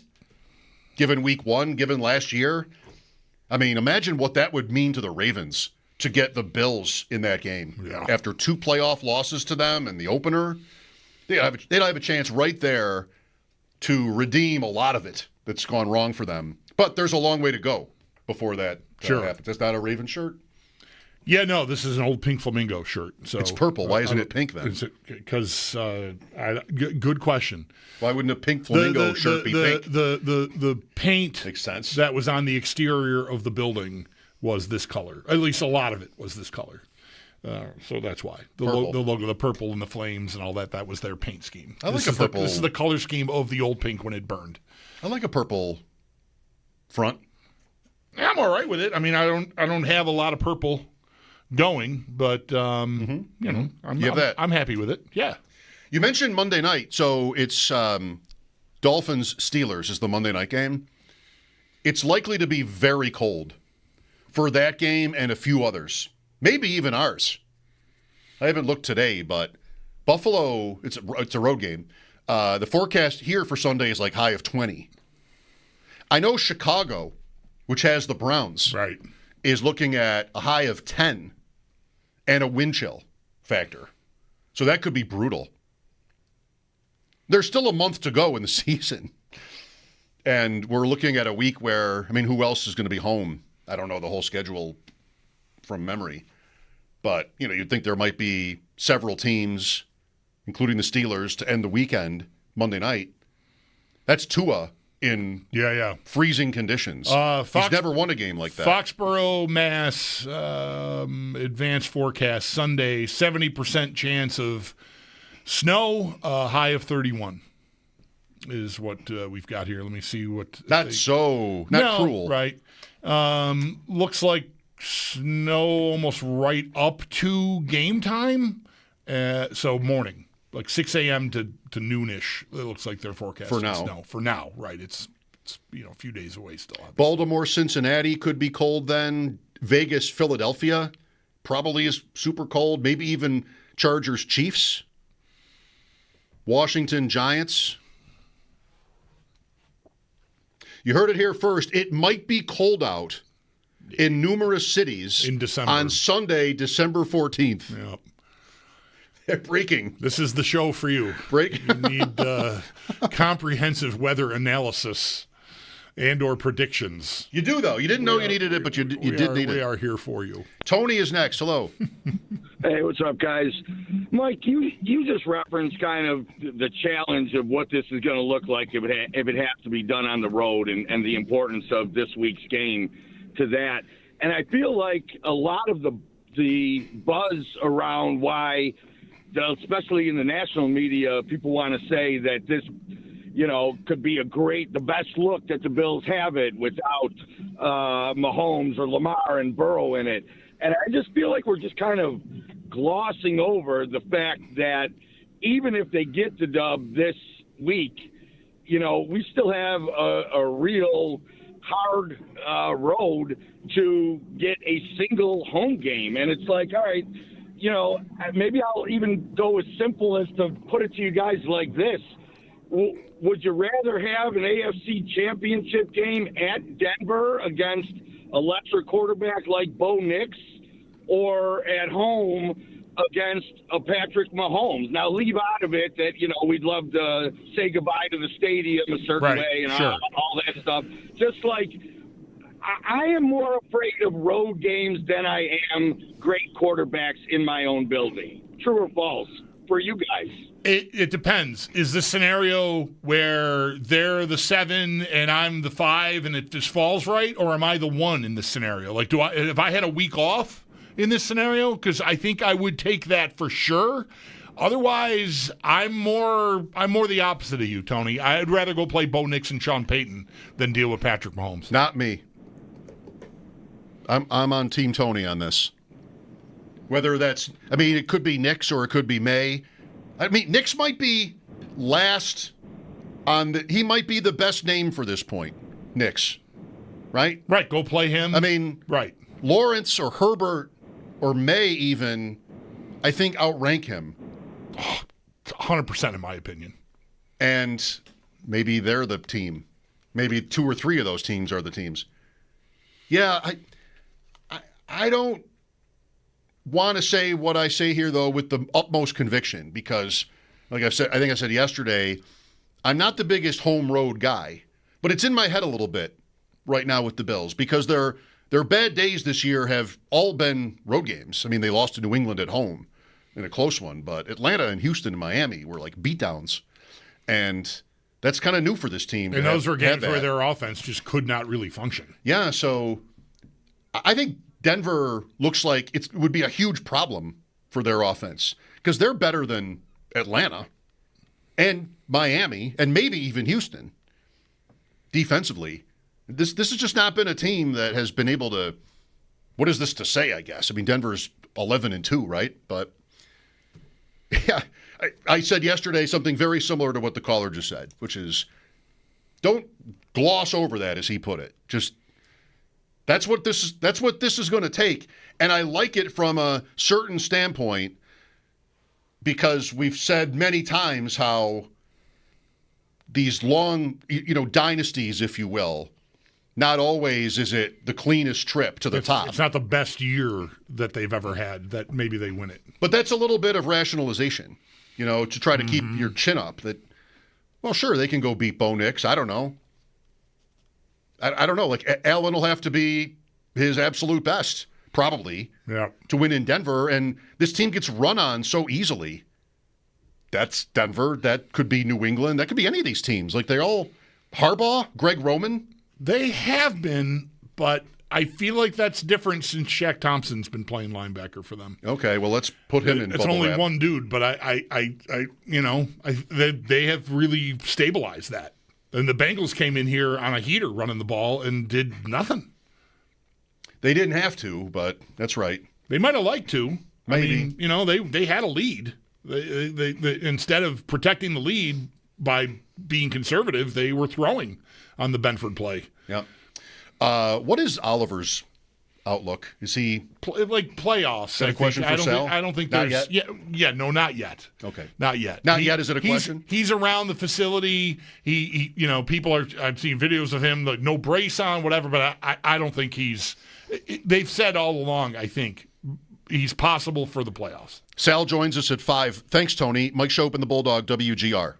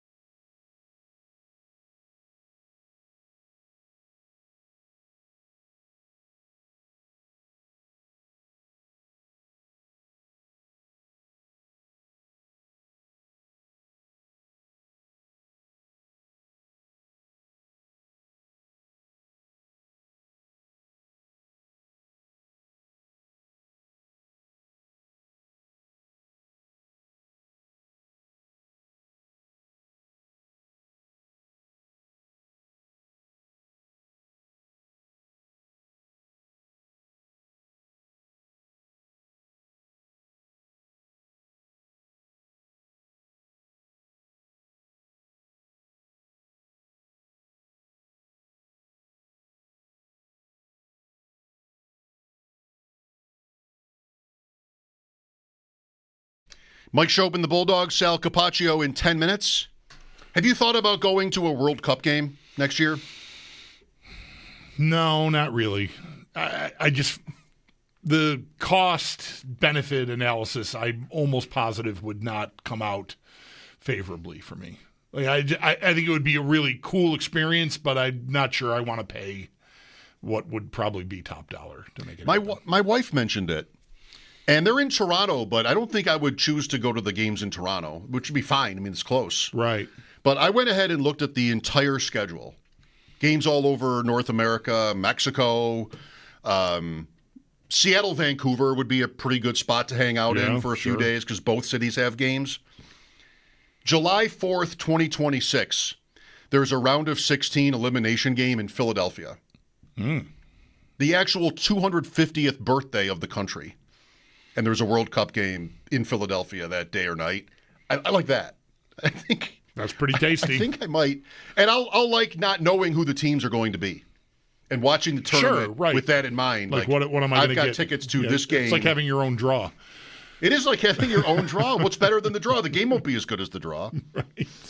So that's the one I have good. Sort of semi-circled. Good luck with that. No, a semicircle is a thing. A sort of imaginarily circled is yeah. 250. Philadelphia might be the best city you could be in. Washington, Boston, New York. But Philly, there's a lot of history there. Yeah. So much. Yes? Not to Rocky and everything. Sorry. Rocky, the birth of the nation. Cheesesteaks. Ralph's Italian restaurant. That French place I go to with Glenn Macnow every year. The name of which I cannot remember. So much. Sal after sports here on WGR.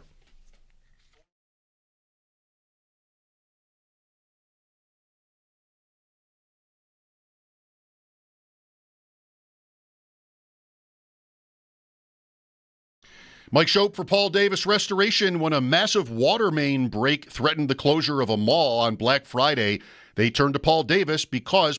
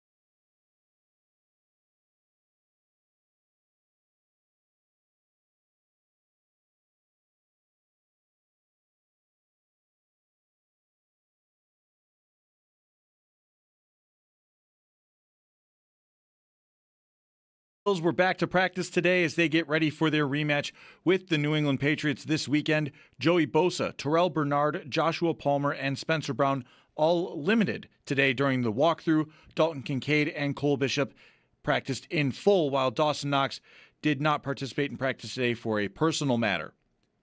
Earlier today, other Bills news, Josh Allen was named the AFC Offensive Player of the Week following his performance this past Sunday against the Cincinnati Bengals. Sal Capaccio joins Schopp and Bulldog coming up next to talk more on the Bills at practice. Around the NFL, the Indianapolis Colts have left the door open for quarterback Phillip Rivers to be elevated to start on Sunday against Seattle. Colts head coach Shane Steichen told reporters that we'll see how the week goes and that it will depend on how Rivers is feeling as well. Riley Leonard, currently slated to be the starter, is dealing with a knee injury, but he participated in full in practice today. Indianapolis also elevated quarterback Brett Rippon from their practice squad to their 53-man roster. The Tampa Bay Buccaneers have activated wide receivers Mike Evans and Jalen McMillan from injured reserve. Tampa Bay taking on the Atlanta Falcons on Thursday night. College football, the University of Michigan has announced that they have fired head football coach Sherron Moore with cause. The school conducting an investigation and found that Moore was in an inappropriate relationship with a staff member. To hockey, the Buffalo Sabres off today before they take on the Vancouver Canucks tomorrow night. You'll be able to hear that game puck drop at 9 o'clock tomorrow night on WGR. This holiday season, we're kicking off Mission Give Where You Live to benefit Buffalo City Mission. It's powered by NYSEG. Going on now through December 19th, you can donate brand new sweatshirts, sweatpants, hats, gloves, scarves, and non-perishable food items to help keep our community warm and fed. Just stop by any Dash's Market location and drop off your donation to the Mission Give Where You Live donation bin. If you're shopping online, you can still help out and give through the Buffalo City Mission's Amazon wish list. It's sponsored by the Barnes Firm and Dash's Market. You can get more details at WGR550.com. This update's brought to you by Paddock Chevrolet, celebrating 90 years of being your hometown dealership. I'm Derek Kramer for WGR Sports Radio 550.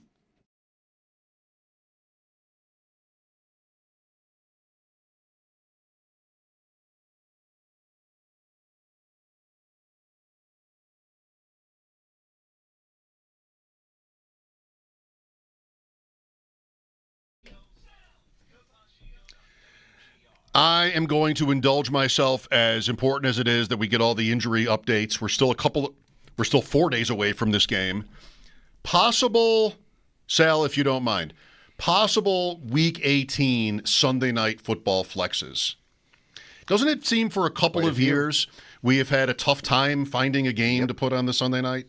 That last week, a little bit of a challenge. Yeah.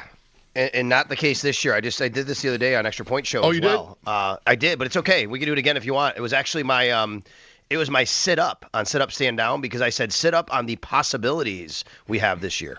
There'll be Saturday night too. That they've used that spot for maybe a winner take all kind of game. Baltimore at Pittsburgh. Week 18 is having a Saturday this year too. Oh, I don't know. Haven't they before? I think only Week 17 does. Okay, Baltimore at Pittsburgh for sure. Houston, Indianapolis, potentially. Oh, you're right, Mike. Hold on. I'm looking. Last year they did have Week 18. They used to not. My apologies. They do have Week 18 as well. They did start doing that. So Go ahead. I'm sorry. Chargers at Broncos is possible. Yep. That's pretty good. Lions and Bears. Chicago, Detroit in Chicago is really good.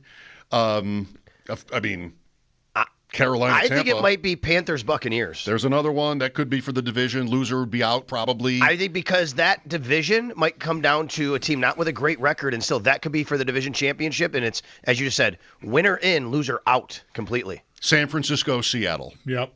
Yeah. 6 righteous possible matchups there. I'll just mention, not that it's 2 contenders, but like if the Chiefs have a win-in scenario, them and the Raiders isn't the worst idea ever. Saturday. Right. Maybe. Of course, can always be the Chiefs. Right. No That's why I'm bringing them up. I mean, if they're fighting for their lives, that would draw eyeballs, I think. Bills, Jets, no chance. No. Even with the stadium closing? No, they're not putting Bills Jets on Sunday night. But No. I think that it's possible they could go to 425 because the Bills' result and their seed could depend on the Chargers, and they play the Broncos. Yep. Could depend on what other team we looking at here? Ravens and Steelers, maybe. I guess you look at. Probably that's the only one. So maybe not as much as I thought originally, but Chiefs, I guess, could be in that mix, but especially Chargers. So, yeah, I wonder if the Bills could get flexed to or could be put on 425. Most likely not, but just saying that. It's happened before, even without there being a super high stake. They've had season finales move to that later window. Yep. Oh, okay, so a few things I want to bounce off you, Sal, that being one. Injury-wise, are things looking up? I think things are looking much more encouraging than they have over the last several weeks. In fact, the only player who didn't practice today who's on the active roster was Dawson Knox, and that was for personal reasons. Otherwise, everybody was either limited or full, and that includes Joey Bosa, who was limited, Terrell Bernard, who was limited, Spencer Brown, who was limited, and Joshua Palmer, who was limited. Those are the four who did not play in last week's game. Cole Bishop left the game, and it's being termed a calf injury. He was cramping, but they do have it listed as a calf. But Sean said he'd be okay, and he was a full participant. And Dalton Kincaid, now only the knee is listed, by the way, not the hamstring anymore, and he was a full participant. Yeah, that's pretty welcome news. I mean, yeah. could we? I don't want to jinx anything, but could we have been through as bad a year as a lot of us, I think, can recall, injury-wise, just week to week? It's not so much guys out for the year, although, every team has their share of that, but that they get good fortune with injuries as December rolls into January. Let's knock on wood and hope, right? That's what any Bills fan that is looking at this week's injury report has got to be thinking. Maybe it's finally going to turn. Right, we're going to get some good fortune on our side here because it's been such an uphill climb. It feels like almost every week. Agreed. I do think that this is as good of a spot as they've been in. And I say that, but I still think about the fact that they have several guys on injured reserve who don't appear on this list, right? You know what I mean? Right, of course. They're still Michael Hoyt is still not walking through that door, right? That's exactly right. Ed Oliver, he is probably for the playoffs. I think that's probably going to happen. But he's on injured reserve. Bit of an update on, I'm sorry, Mecole Hardman today, too. Sean did say he was improving, and they'll see where that goes. He's on injured reserve. He only has one game left to miss, guys. And then if they want to activate him, they can after that. But, yeah, I mean, and we know that Tyler Bass is not coming back this year. So even though you do have Ed Oliver and Michael Hoyt still on there and Mecole Hardman, I think overall, active roster, this is as good of a spot as we've seen them in a while. Now, look, it's Wednesday. Today was a walkthrough, and I do want to remind everybody that means it's an estimate of what it would be had it had been a full practice. So tomorrow will be a full practice. Wouldn't expect too much to change, but last week we went out there and AJ Epinesa was out. Right. He had the foot injury, right? I mean, you never know. Yep. It is early in the week, but I think the more encouraging thing for me is it's early in the week and already being listed as limited instead of not participating for Joey Bosa and the other guys is good. Taylor Rapp would be another one from that IR list, right? He's probably not coming back. That's right. Someone pointed out to me the difference between the Bills, Hamlin too, last time they played the Patriots and this time, right? And Taylor Rapp was starting at safety, and I think Dorian Williams missed that game. Someone said, I think that's correct. Matt Milano had just come back. Ed Oliver was out that game as well. He's out this game, but the receiving core is a bit different. So, yeah, both these teams are different. Milton Williams is out for them. Will Campbell's out for them. It's just kind of interesting how these teams really do shape and change throughout the year due to injuries and other circumstances. What do you suppose would happen with the receiving core if Palmer is okay to go? Let's not worry about Mecole Hardman. We got another week before he's eligible to return. But with Cooks here now, Coleman got benched for 2 games and has been back. I thought it was notable that, he wasn't tired. He only had the 2 catches on Sunday, but one of them was a 3rd and 3 down at the goal line. Kind of gets lost in the shuffle because I think Cook fumbled the ball away on the next play.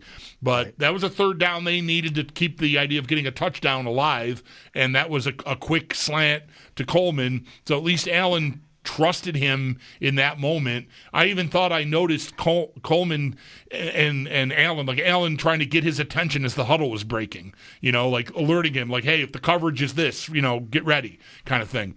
But I wonder what they would do with numbers. Cooks has only been here a couple of weeks, but he's a veteran. I just wonder who might be the odd man out again here with receivers.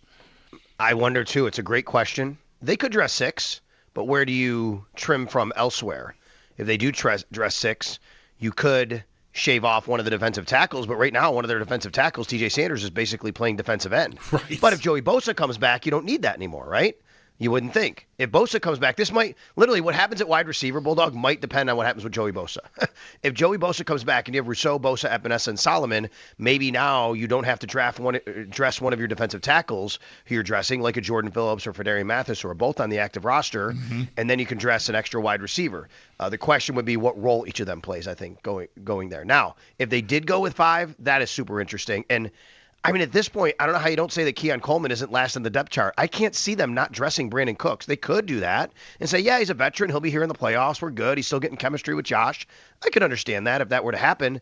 But I think they like Brandon Cooks, and I think they like what he brings to the table and the fact that they could use him and, that they're willing to put him out there right away. So I find it very interesting. Yeah.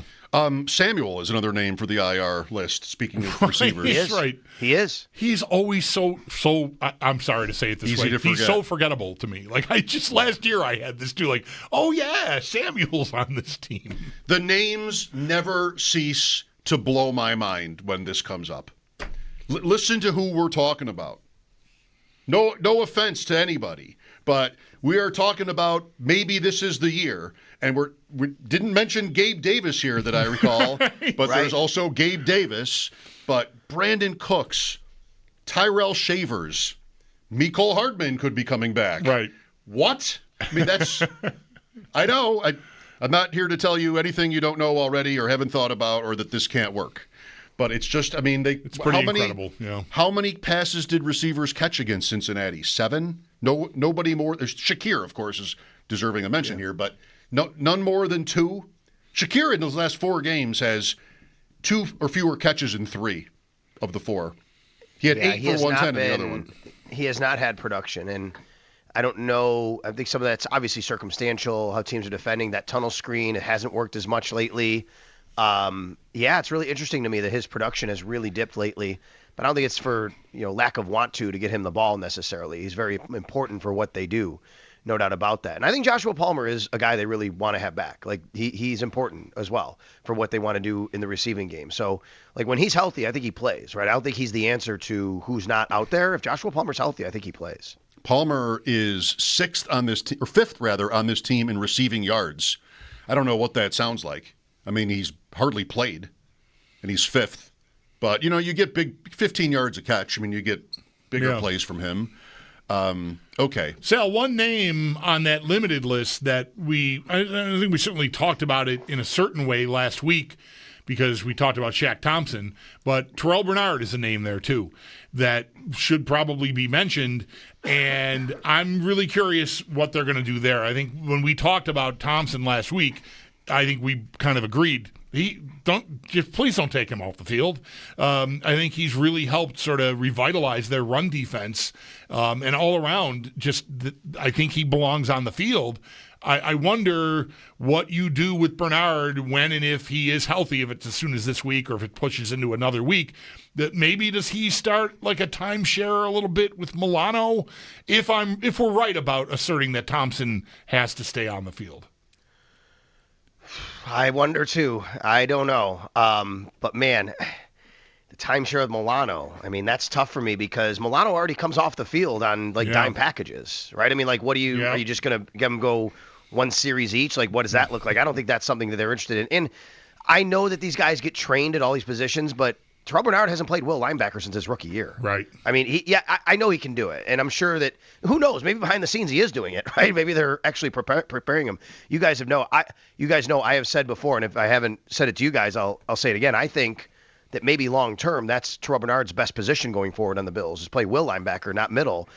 The way offenses are playing now, and this is actually a pretty good draft at linebacker from what I understand, and maybe they find a young linebacker. Heck, maybe it's Shaq Thompson.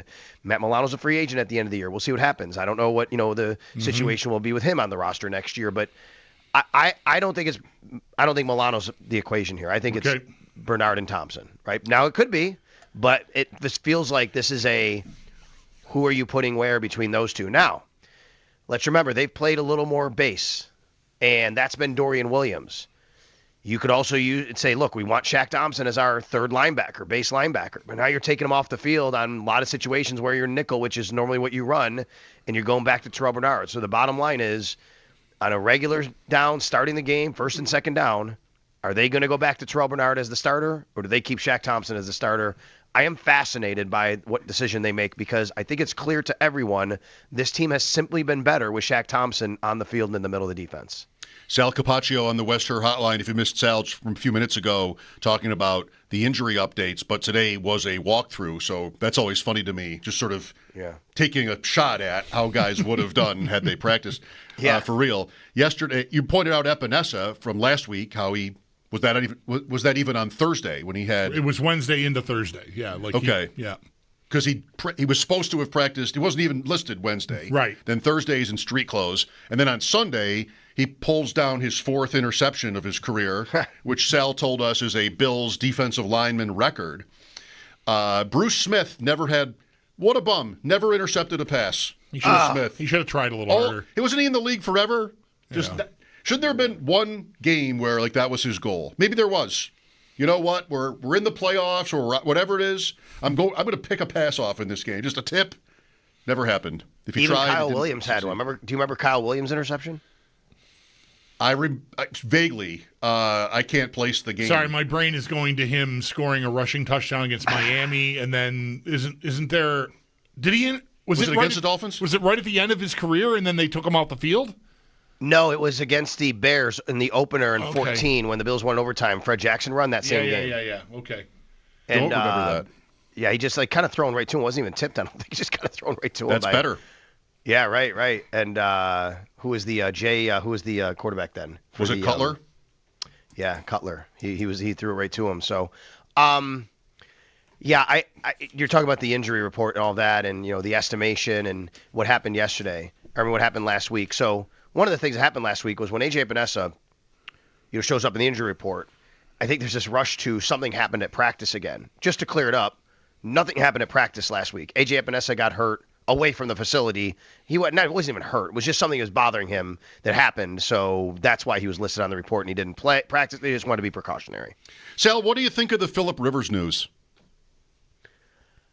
I am stunned in one sense that he would do this, because his Hall of Fame clock resets and he has to wait another 5 years just to be eligible again. And I think that's wacky.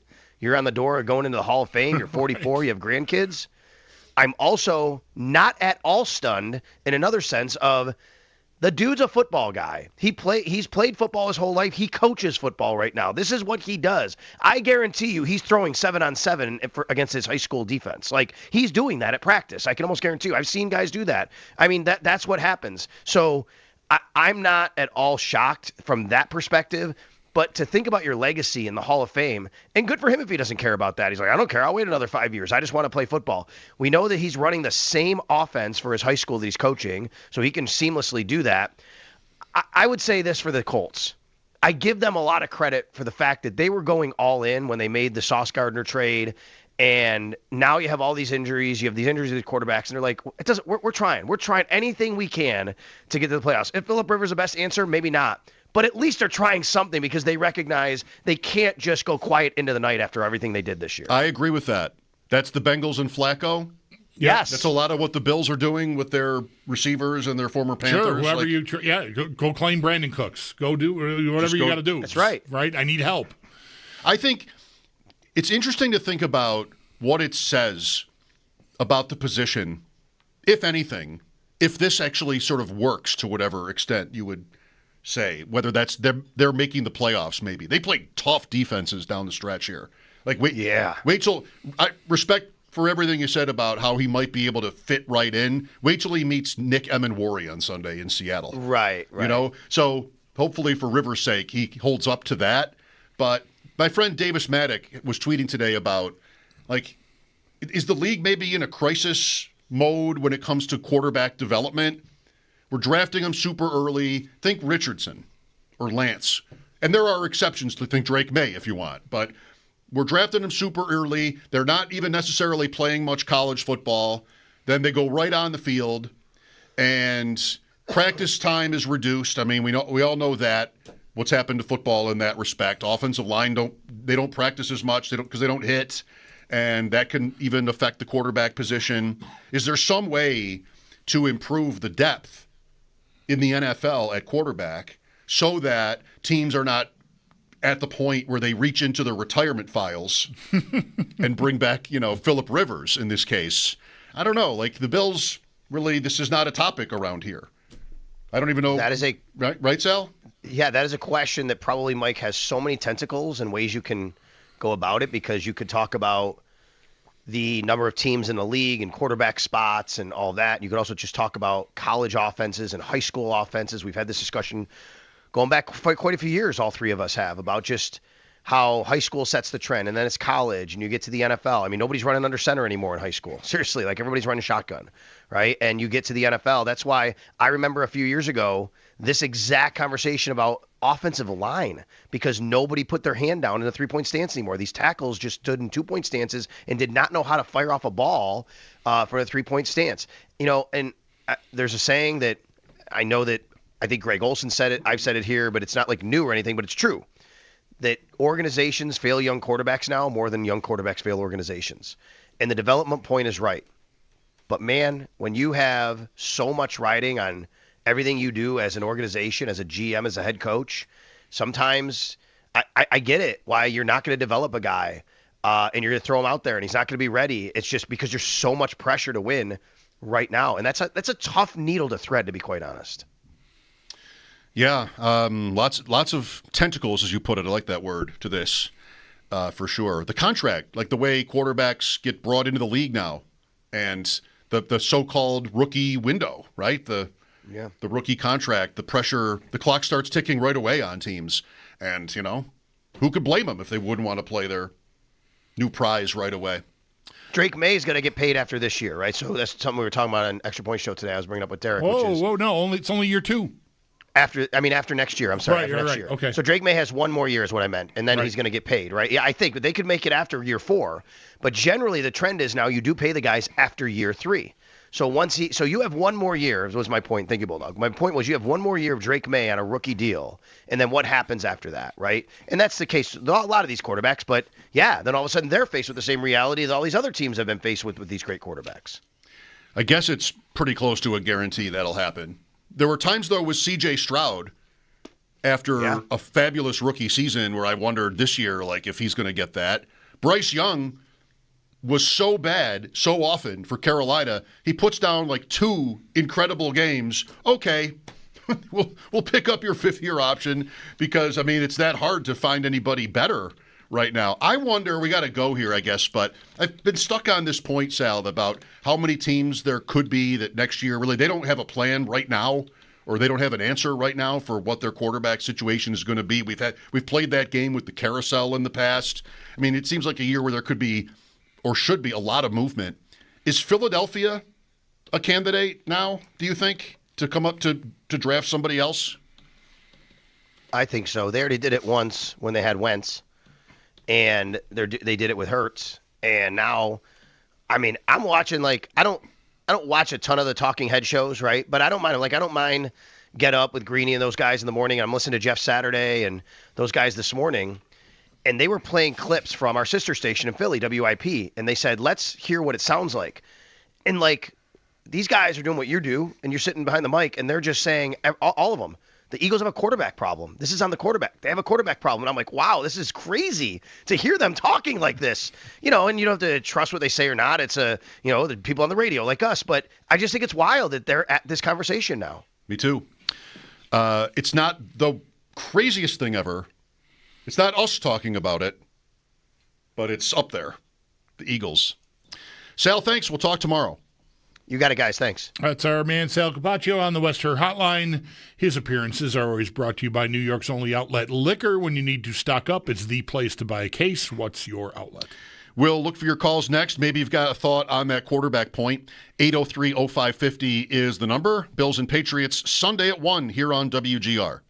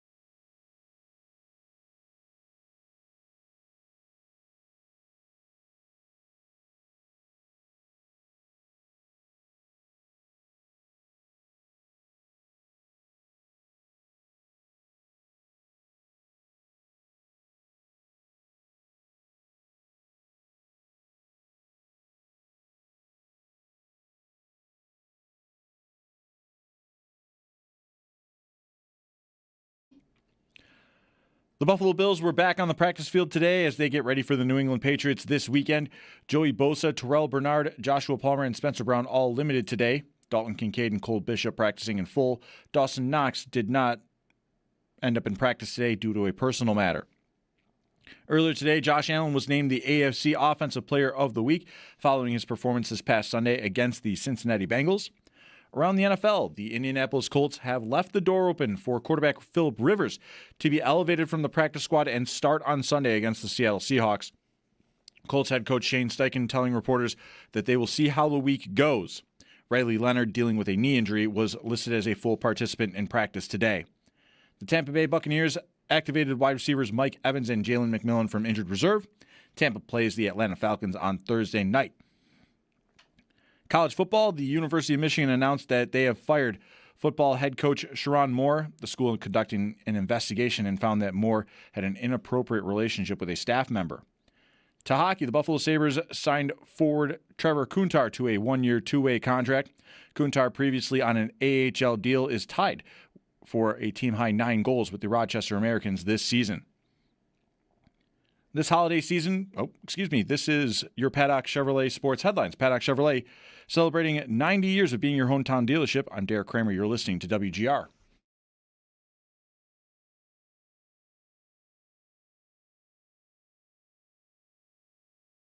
You can't help but respect Mike Vrabel. On Buffalo, should the Bills be favored on the road? I was inclined to say yes because of Josh Allen. I remembered something. 12 targets, 10 receptions, 146 yards receiving. Stephon Diggs, former Buffalo Bill. Nah, I can't put the Buffalo Bills as the favorites in this one. I kill sometimes. Who is this? Oh, you really? I didn't have my headphones on, but I knew I was. We were talking, so I didn't have to recognize who that was because you and I were in a conversation. But right. I know that much. I was at a car dealership for a service appointment the other day, and The View was on. The View, okay, sure. With the sound up. Oh, sorry. I'm so sorry for your. And time. I'm one of a half dozen people or so sitting there, and people are watching it. I mean, I was facing the screen, and so every once in a while I would look up at the screen like you do. And there's Stephen A. Smith. I think he's maybe like a regular on the View. I feel as though I've seen clips of this. Yes. Getting questions about whether he's going to run for president. I've also seen that alluded to on the social medias. Yes. Okay, I mean that's it's topical. Mm-hmm. There was a show on. I got there there was the crossover. It flipped from the Kelly Clarkson show to The View. Mm-hmm. And I was there long enough to see the end of both shows. And man, that crowd is fired up. Oh, sure. Those daytime TV talk show crowds are fired up. Yeah. Standing, screaming, applause, shrieking even perhaps. It's all the cocaine they give the audience. Don't they give them prizes too? Somebody at random gets a car or something. I don't know. It's just like that was a super fired up Oprah crowd. used to do that. That's the whole bit with like you get a car, right. You get a car. I don't know. Yeah. Back when I watched daytime TV, you won some rice-a-roni. Even on a game show. Yeah, sure. At worst. But right. Yeah. Get these people into the Sabres arena. Right. There is some big-time energy in the View crowd. Right. Unstoppable. Undeniable. Imagine going to The View. Can you? No. The prerequisite has to be big energy from you. Yeah. Imagine doing that. Can you imagine doing that? I barely can muster up big energy for things I'm excited about doing. Yes. No, I can't. I can't fathom. No. Real quick before we get to calls, you mentioned the Sabres and they need this View crowd. Cool news. It's not, earth-shattering, but Trevor Kuntar who's been in Rochester on an AHL-only contract. He was signed in the summer. From here, was in the Boston organization, was drafted, I think, in the third round a couple of years ago. Played out minor league career with the Bruins organization. They didn't retain him, so he came closer to home. The Sabres have signed him to an NHL contract. It's a two-way deal, so he can still go back. But from what I understand, he's on his way to Vancouver, which is awesome. I mean, I don't know Trevor real well, but I know his dad very, very well. Les Kuntar, who played in the league for a few minutes at an AHL career, including Rochester. I think of him as the Canadiens goalie. Sure. Les was great to me on the ride that my family went on with Owen when he was playing, from very early on. Like from the Regals, when it got serious with Owen, Les was there. He happened to have a younger son. Trevor's got a younger brother, Cameron, who's playing Division III hockey currently. He's a goalie. And so our paths would cross a lot, although Cam and Owen only played against each other one time when they were both in the North American Hockey League for a bit. Anyways, Les was great to me. Like, helped us with Nichols, and just every step of the way, Les was gold for me, especially. And I can't have thanked him enough for that time he spent helping guide us, and I'm just super happy for him having this moment. I'm sure he's scrambling to try to find a way to get to Vancouver. That can take some scrambling. Not even knowing whether the kid's going to get in the lineup or not, but he's going, and he's signed, and that's just awesome. What a proud papa moment for him. Yeah, you got to be there just in case. Right, of course. Right. Yeah. Will they tell him?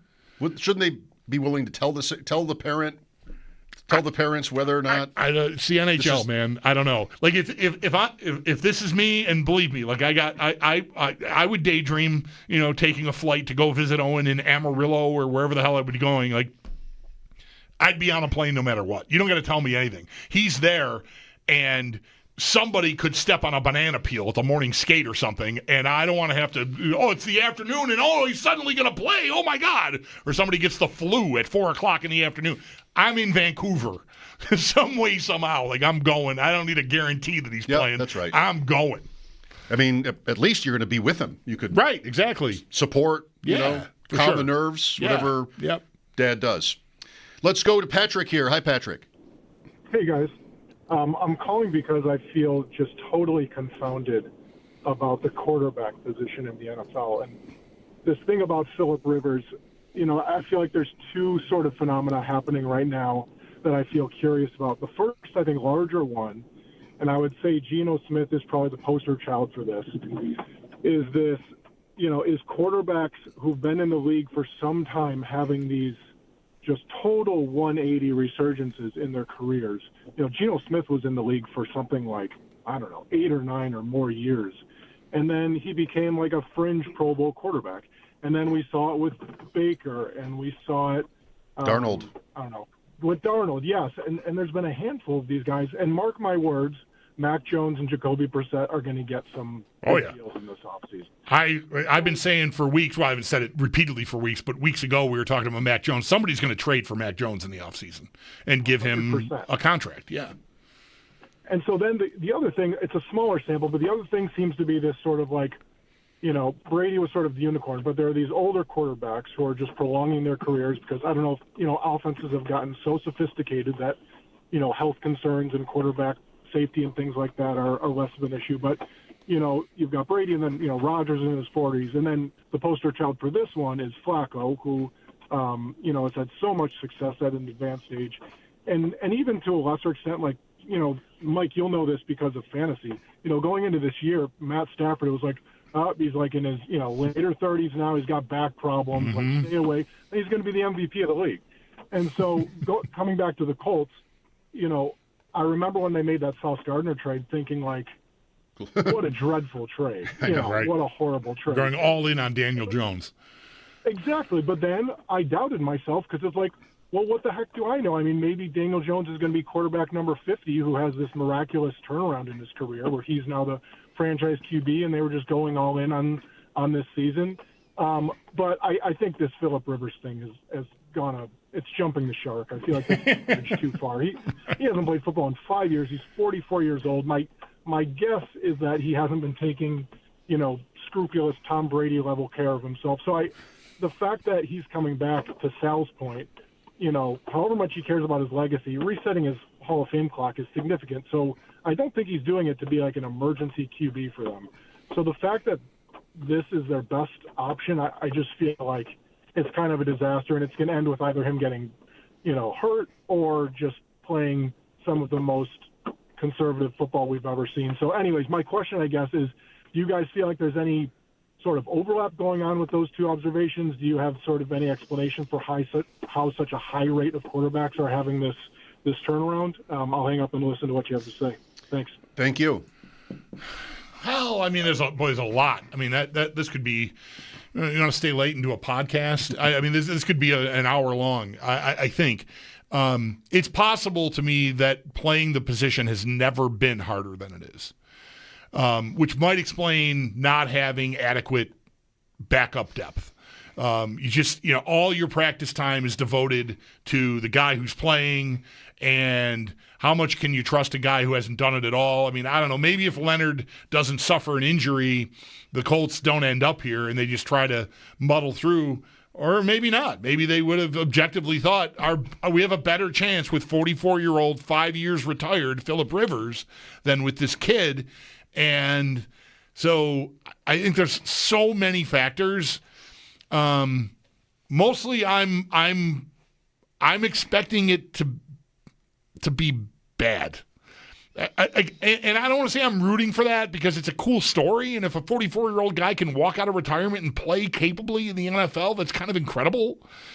But I feel like it should be harder than that, to the point I'm already making, to just athletically show up and be capable of functioning in that respect. I mean, I know he was never fast and elusive, and running was certainly not his game. What did we say? You said yesterday 3 rushing touchdowns ever in his career. I mean, he was in the league forever. Well, he said today about his physical state. He's like, I never ran anyway. I never ran away from anyone anyway, so what's the big deal, right? Yeah. He admitted he's heavy. He doesn't know how much he weighs, or didn't want to say, and admitted that he's not in the shape he was when he walked off the field in Buffalo, I think was the phrasing he used. Right, but also that he didn't weigh himself when he walked off the field here, so I don't know. But I don't know. Like, my first thought, often I have these divergent, these battles. Like, what do I want to say?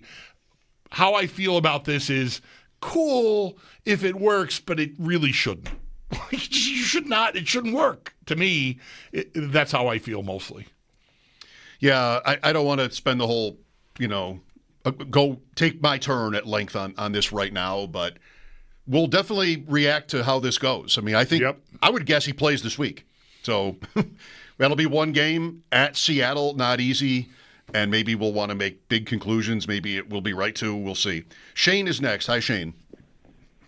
All I got to say, guys, is thank God for Josh Allen, man. Having that conversation, I went down a rabbit hole today too. Some of the Bills QBs of the past, it's scary. So, thank God we got that guy, because it's nice to not have this conversation week in and week out. I'm sure you guys can appreciate that too. Just, quick on the comment about the Jalen Hurts and the Eagles. I just think, and I live kind of in the thick of it by Eagles country, and I hear it all the time. And last year, Jalen Hurts, top 5 quarterback, and I was like, I just never saw it. And I was like, could you imagine Josh Allen with A.J. Brown and Devonta Smith and Dallas Goedert and Saquon Barkley? And that offensive line is good, so is ours, but it's just, crazy to think. And it's, I keep thinking back to how much of a shame it is we don't have a one to complement Josh Allen in a year like this year. But thanks for taking my call. I'll hang up and listen. One funny thing about Philly is, did you see when A.J. Brown, like a month ago, was on a video stream on Twitch, and he said, if you have me in fantasy, you should trade me? Basically, he's like so negative about his season, and he's only had blow-up weeks since. Ever since he gave us who's really an insider these days? Ever since A.J. Brown himself said, man, it's not happening for me here, blow-up games every week. He didn't even know. Right. But caller makes some fair points. Mike Schopp and the Bulldog here. We'll be right back. This is WGR.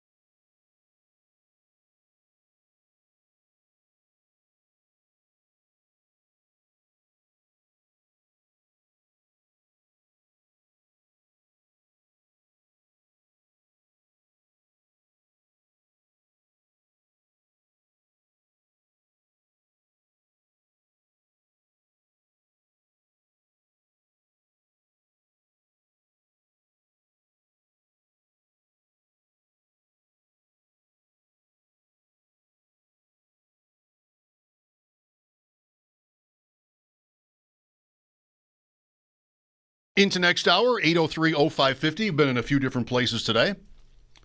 Schedule stuff, playoff scenarios. That was big yesterday, a little bit on what it might mean if Phillip Rivers is actually good for the Colts. Here's Mike with us next. Hello, Mike. Yes. We were talking about the Week 18 schedule earlier. Mm-hmm. The NFL does have 2 games scheduled to be played on Saturday, January 3rd. Mm-hmm. Has there been any talk of Bills-Jets being played on that date? Only because of what January 3rd means in Bills history, with that being the same date as the comeback game, Bills-Oilers in 1993. I don't know if there's been any talk. I've not heard anyone make the connection until now. It is certainly a notable date in history, but I feel like that game is, and I don't know if the schedule makers would have taken this into account when doing it, but I think you're going to organizationally have a lot poured into what you've got planned for that day. And I think any idea of moving that game is, the Jets would have had to have an incredible year that no one saw coming. What I'm saying is that it's no coincidence that the team that was expected to be out of it is the opponent. I think that game is locked into 1 o'clock Sunday, because I think the Bills would really want it that way, and I don't know why the league would object. It's the Bills and the Jets. I don't know if I agree. It might be could have bigger games that you want and better teams, plural, that you want in those slots. But the question for me is, how big of a story is the end of the stadium? Like, are they going on the road in the playoffs, making that almost definitely the last home game? That's pretty big. You want to use the comeback game point, I guess you can, but not all those games on Saturday are like great games, you know? I wonder. I like your point about what's been planned. How much is there to plan or has been planned, and how much would it matter that the game be like a set time? Sal mentioned 4:25 already as a possible move for that game anyway, so I wonder. I could see it. I love to try to guess the schedule. We do it for week 1, prime time, and I'm usually way off. So what exactly the incentives are for the league and which games get protected and all the scenarios is a lot. The Bills probably will have something to play for that day, probably. Yeah. They have to have something, almost have to have something to play for that day. I certainly know that sentimentality is not the thing that will carry the day ultimately. If there's a good reason to move the game, then I think that I could see it, but I would really need to hear and believe the good reason. I think you're only going to do this once, at least definitively, right? And it feels like a day for the stadium to be appreciated in its most familiar form, which is 1 o'clock on Sunday. So it would just really surprise me if that game didn't end up. Anything could happen. This is one man's opinion. And I don't pretend to know what the Bills' wishes are, but it would surprise me if they aren't pushing hard for it to be at 1 o'clock on Sunday myself. I don't think I care about the comeback date, but I sort of like the idea of it moving. Mike Schopp and the Bulldog here. Thanks for the call, Mike. This is WGR.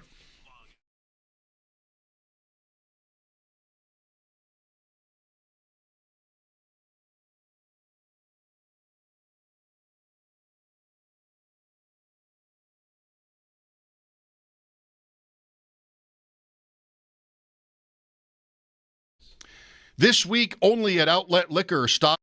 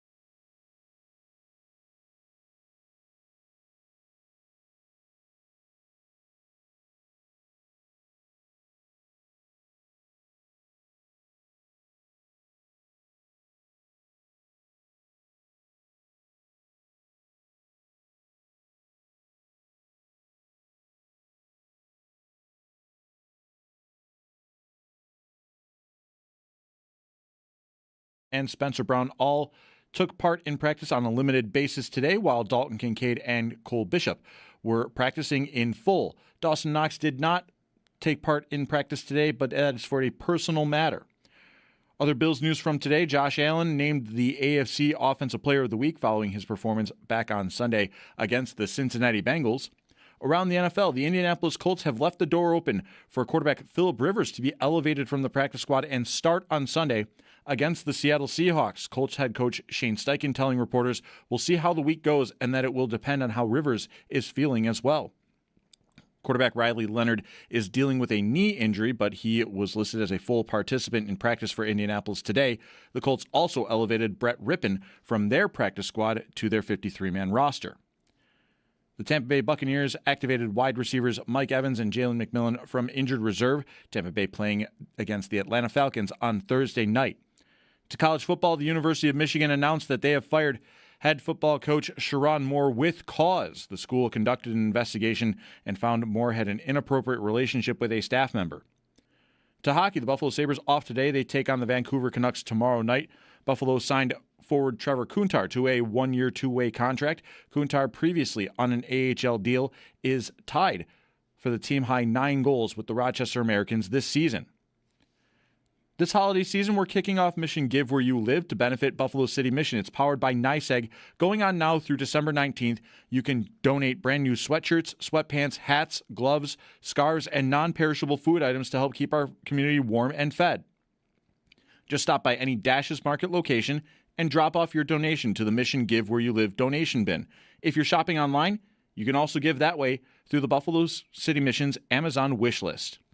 It's sponsored by the Barnes Firm and Dash's Market. You can get all the details at our website at WGR550.com. This update is brought to you by Paddock Chevrolet, celebrating 90 years of being your hometown dealership. I'm Derek Kramer for WGR Sports Radio 550.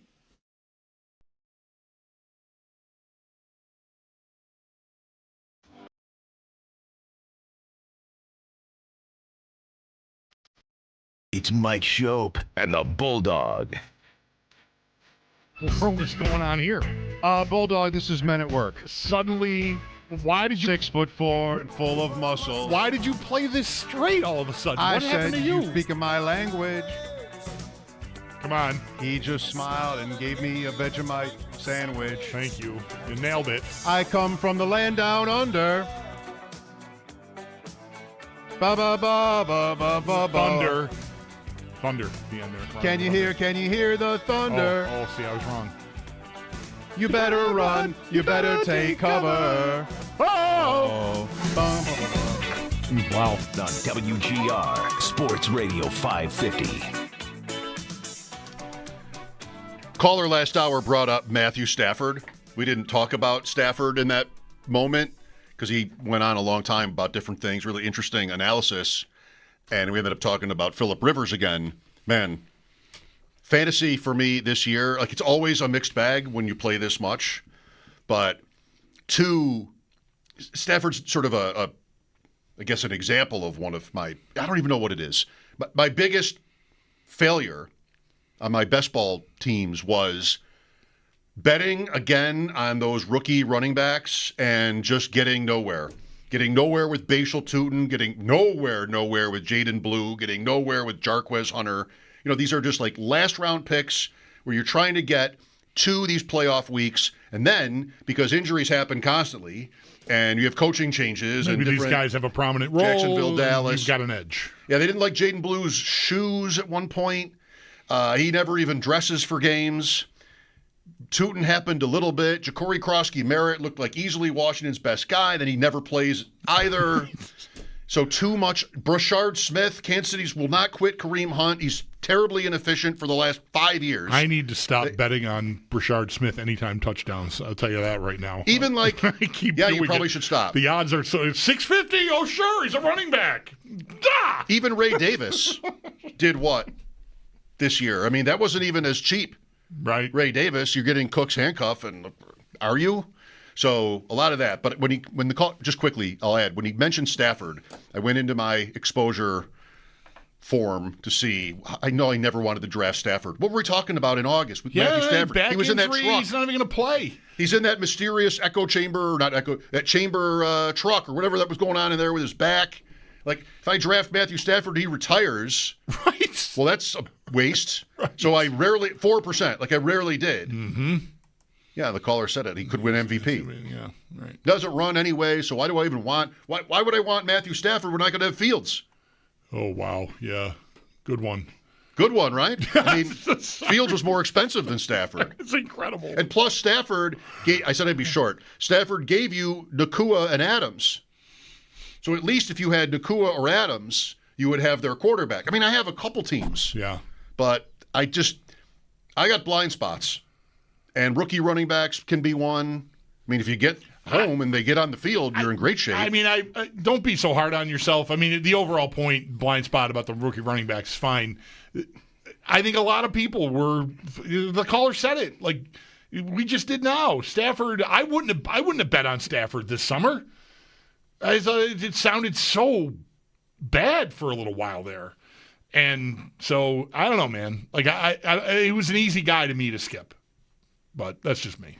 Yeah, if you're in a managed league, you probably didn't really want to build a team where you'd start him. Like, you wanted to have one of the top guys or one of the runners. Just sort of, he'd be a backup plan for your fantasy team. But he ended up being a great one. If you had Fields and Stafford, that's beautiful. And you got away with what you got from Fields. He had a couple of big games, and then he went away. Let's go to Jim here. Hi, Jim. Hi, guys. Oftentimes when the Bills win, the media and the fans gloss over the terrible strategic decisions that are made during the game. And because we won, it goes unnoticed, and these things come back to bite us in the playoffs. So I'll give you a perfect example. The last drive that Cincinnati had, there's almost about 3 minutes to go. The play, of course, you never want to give up a touchdown, right? But what you want to do is Cincinnati take all the time in the world to score that touchdown, so that they have no time left at all. So McDermott, unbelievably, goes away from his bend but don't break defense and allows them to score a touchdown in 50 seconds. And in fact, the last touchdown pass to T. Higgins, he blitzes 7 guys and leaves Tre'Davious White alone on T. Higgins. So he allows Cincinnati to score in 50 seconds. The strategy should have been to play your bend but don't break, keep everything in front of you, make them drive down the field. Do not let them score in 50 seconds, and do not blitz 7 guys and leave a 30-year-old cornerback on T. Higgins. He continues to mangle game decisions. And so what happens is, Cincinnati goes down and scores their last drive in 50 seconds. They got 80 yards in 50 seconds. And then now the Bills get the ball back. Now it's 3rd and 15. Cincinnati's going to get the ball back to possibly tie the game. But no, Josh Allen, once again, has to bail out Sean McDermott's terrible decisions. Now, I'm sorry. There was only one strategy to follow when Cincinnati got the ball at the final time. Make them take all the time in the world to score on that last drive. McDermott did the exact opposite. In fact, he went away from his bend but don't break defense and allowed them to score in 50 seconds. Well, he did. He certainly did on the touchdown. What's the 37-yard pass that got the drive going? Was there a blitz there, or were they in bend but don't break, but Mike Gesicki was wide open? Yes. He went away from his the thing. I actually criticize him all the time for is playing bend but don't break too often. No, what I'm asking you is, did he blitz on that first play? Because yes. Okay, I don't remember. I'm really asking because I don't have a way to find out sitting here right now. He did not send 7 like he did in the last play. He sent 5, but he sent the last play. He sent 7. You have to make them take up more time. We understand. You said it. We understand. I don't feel as upset about this as you do, but you've made your point. There were 4. The reason you're not upset is because they won. Okay, when these strategic blunders, I understand that too. The playoffs. Yeah. When these happen in the playoffs, then you're like, well, gee, what? Like the 13 seconds when he blunders that up, Where did that come from? Well, sometimes it came from the games that he won, that he still mangled. Okay. Game management. Okay. People let it go. How often has Sal Capaccio or anybody in the media questioned him about that last drive? I feel myself, I do a fair amount of questioning Sean McDermott. Maybe not on exactly the points you would make if you were sitting here, but I don't think of McDermott as getting that easy of a ride. I mean, maybe you would object to that. I do want to say, excuse me. Was there one media person that criticized him for allowing that team to score in 50? I don't know. I haven't maybe covered it as comprehensively as you have. Maybe you would know that better. There was none. Okay, there was none, as usual. You ask Sal Capaccio next time he comes in. If you ever ask McDermott, what the heck were you doing sending 7 guys and leaving Tre'Davious White all alone? Jim, you've got a lot of time here. I want to ask you one question before you go. You said somewhere in the midst of all of that you're critical of bend but don't break, and like that you thought this is an area where it was needed. All right, they can't generate a pass rushing 4 if Joe Burrow stands back there and has all the time in the world, and they're playing bend but don't break, and they still complete a 37-yard pass on first down, and they score their touchdown quickly because Joe Burrow's that good. He was carving them up earlier in the game when they weren't blitzing, which is part of the reason they started blitzing. Are you calling us complaining about bend but don't break doesn't work and how much you can't stand Sean McDermott's end of game management? I think you might be. Bend but don't break was the only strategy to play in that situation. You had to. Unless it didn't work, is what I want to say back to you. Unless it didn't work. If it didn't work, you'd be mad about that, I think. Or someone else would. Someone else, not Jim, but someone else. You're dead wrong. You're dead wrong. Okay. Just 13 seconds. But the 13 seconds, you made all the great decisions then, too, right? No. Who said that? They were too passive there. I don't know. There might be a point, and this guy, this is his cause, it sounds like. There were 4 plays on that drive, a 37-yard pass to Gesicki, busted deep middle, a 4-yard pass to Gesicki. Did they blitz? I don't remember. An incomplete pass to the running back. Did they blitz? I don't remember. And then that touchdown. I mean, of course he's right that scoring before – he didn't exactly say this, but I would say it this way. Scoring before the 2-minute warning is the – that's the it was problem. It was way too easy. I just – and I was careful there when I said, Jim, would you be calling us? Someone else would be that mad about if they rushed 3 and dropped 8 into coverage and Burrow picked them clean and they scored in 55 seconds or whatever it was. It's football. Whatever tactic you chose, it didn't work, at least, not well enough. It was very fast to give up a touchdown. I totally agree. But I just think it's one of those damned if you do, damned if you don't deals with a guy that's that good with those receivers. If he just sits back there for 4 seconds, I think he's going to get down the field on you. So it didn't work. Yeah, and it's really not fair to say it always happens like this. This is a broad brush that it's like almost sounding like this is every game. That Allen to the rescue is every game. Of course, a lot of their winning is Allen's greatness. No one wouldn't say that, but it feels a little bit much to me. Sometimes it sounds to me like people want them to win with Allen in a rocking chair. He's great. He's a weapon. Use him. Get him off. Fire the rocket launcher. You've got it. Okay, so it's a part of their entire plan is that they've got a giant eraser there. And yeah, I know. Often he doesn't have enough help. What do you think we've been harping on about receiver for 3, 4, 5 years now? But I also think it can swing too hard the other way that you've got this guy. He's going to help you win and be the main reason you win. Shoot the gun. The biggest play of the game is a blitz. Right. Benford. Okay. It's not the end of the game. It's a different situation. Sure. Guy made his point. Yep. We're grateful. Thanks, Jim. Marty is next. Hi, Marty. Hey, go down memory lane here. I came into the show late, so I'm not sure somebody brought this up. But Bulldog, you might remember this. Remember Van Miller on the news saying bringing Ken Stabler out of retirement? he's on a fishing boat and he's like 280 pounds. And I don't remember that at all. No. Did it happen? Yeah. And did it happen? For the Saints. Yes. Oh, okay.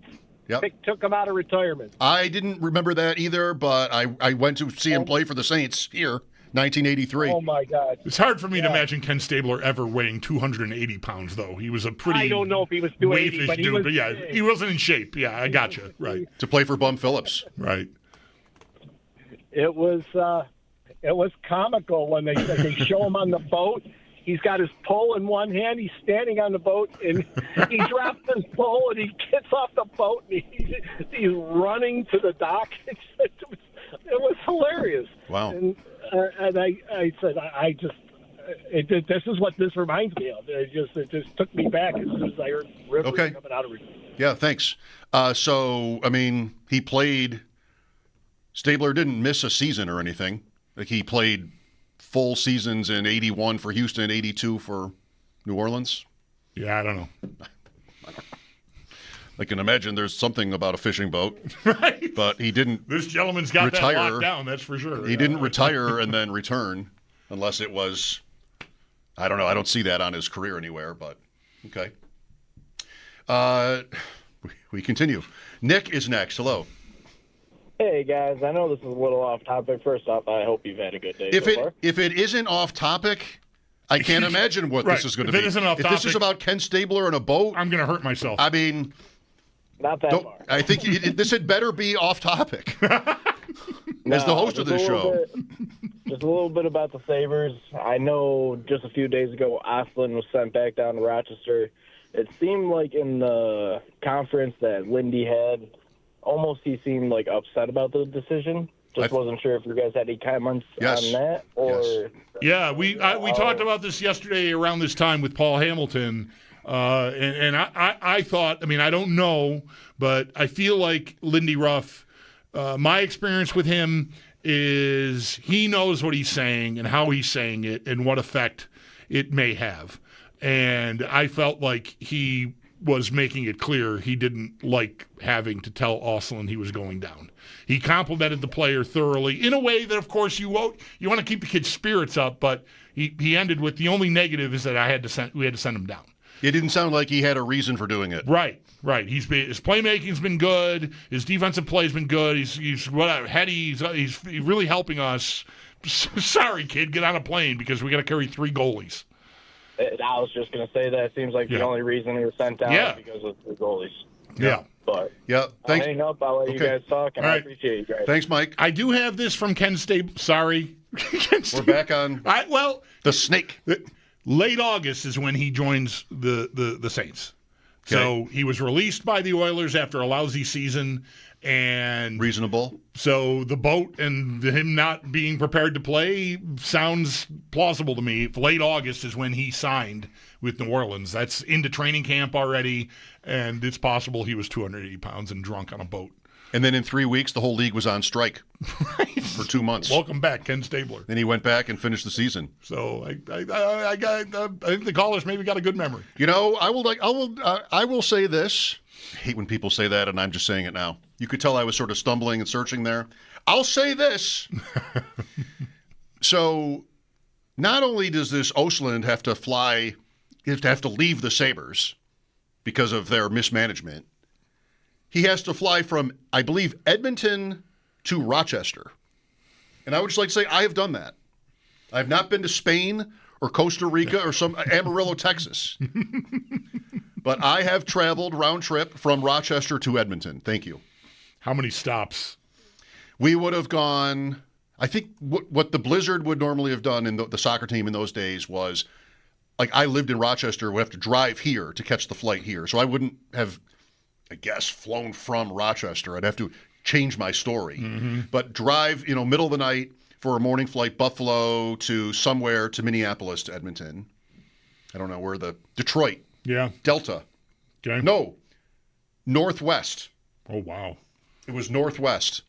Buffalo to Detroit to Minneapolis to Edmonton. Or we would drive to Toronto. And then it's a direct fly direct from there. Toronto to Edmonton. I was on a flight from Toronto to Edmonton, and it was like one of these sudden moments on a plane where it like drops 1,000 feet like in a second, that kind of thing. Yeah. And I was sitting with Doug Miller, who was like not only maybe the best player on the team, but everybody, like just a jokester, just a really fun guy. And he saw my face after that and just started laughing. Like he thought it was hilarious that this had happened. And I guess I didn't, in that moment, find it that funny. You also saw the Northern Lights on that trip. Ooh. That I've never recommend experienced. The flight across Canada at night. All right. At the right time, I guess. Yeah, Northern Lights. How about that? We flew 3, 4, how many years ago? Whatever. We went to Toronto to Vancouver. Our flight was at like 9:25 at night. But I didn't get... didn't happen for you. I might have just taken things and fallen asleep is probably what Maybe happened. You missed it? I probably medicated myself. And quick hockey point before we break, and then Rich Podilski. Bet Online sent out today odds of a list, maybe 3 dozen NHL players making the Olympic team for either Canada or the U.S. Thompson is the only Sabre. No, I'm wrong. Tuck. He's possible, yeah. Thompson's odds to make the American team were 1-2. So what's that? Is that minus 150? What is that? Whatever that is. Favored to make it. Yeah. Tuck was 25-1. Nobody for Canada. Right. That sounds right, doesn't it? Yeah. Who would it be? Who's their best Canadian player? Doan. Or is he born in Arizona? I think he's American. Yeah, he's definitely American. He was at U.S. National Camp with my son in the summer of 19. Samuelson's from Philly. Right. Power. Owen Power. Yeah. Well, you know what? You'd kind of like for him to be at a point where he could be considered a possibility for the Olympic team. It's laughable right now, yeah. Rich Podilski has written a book on John Madden and Pat Summerall. We had the pleasure of speaking with him about it earlier today. That conversation is next. The Sabres are off tonight. They'll be in Vancouver tomorrow. Mike Schopp and the Bulldog, WGR.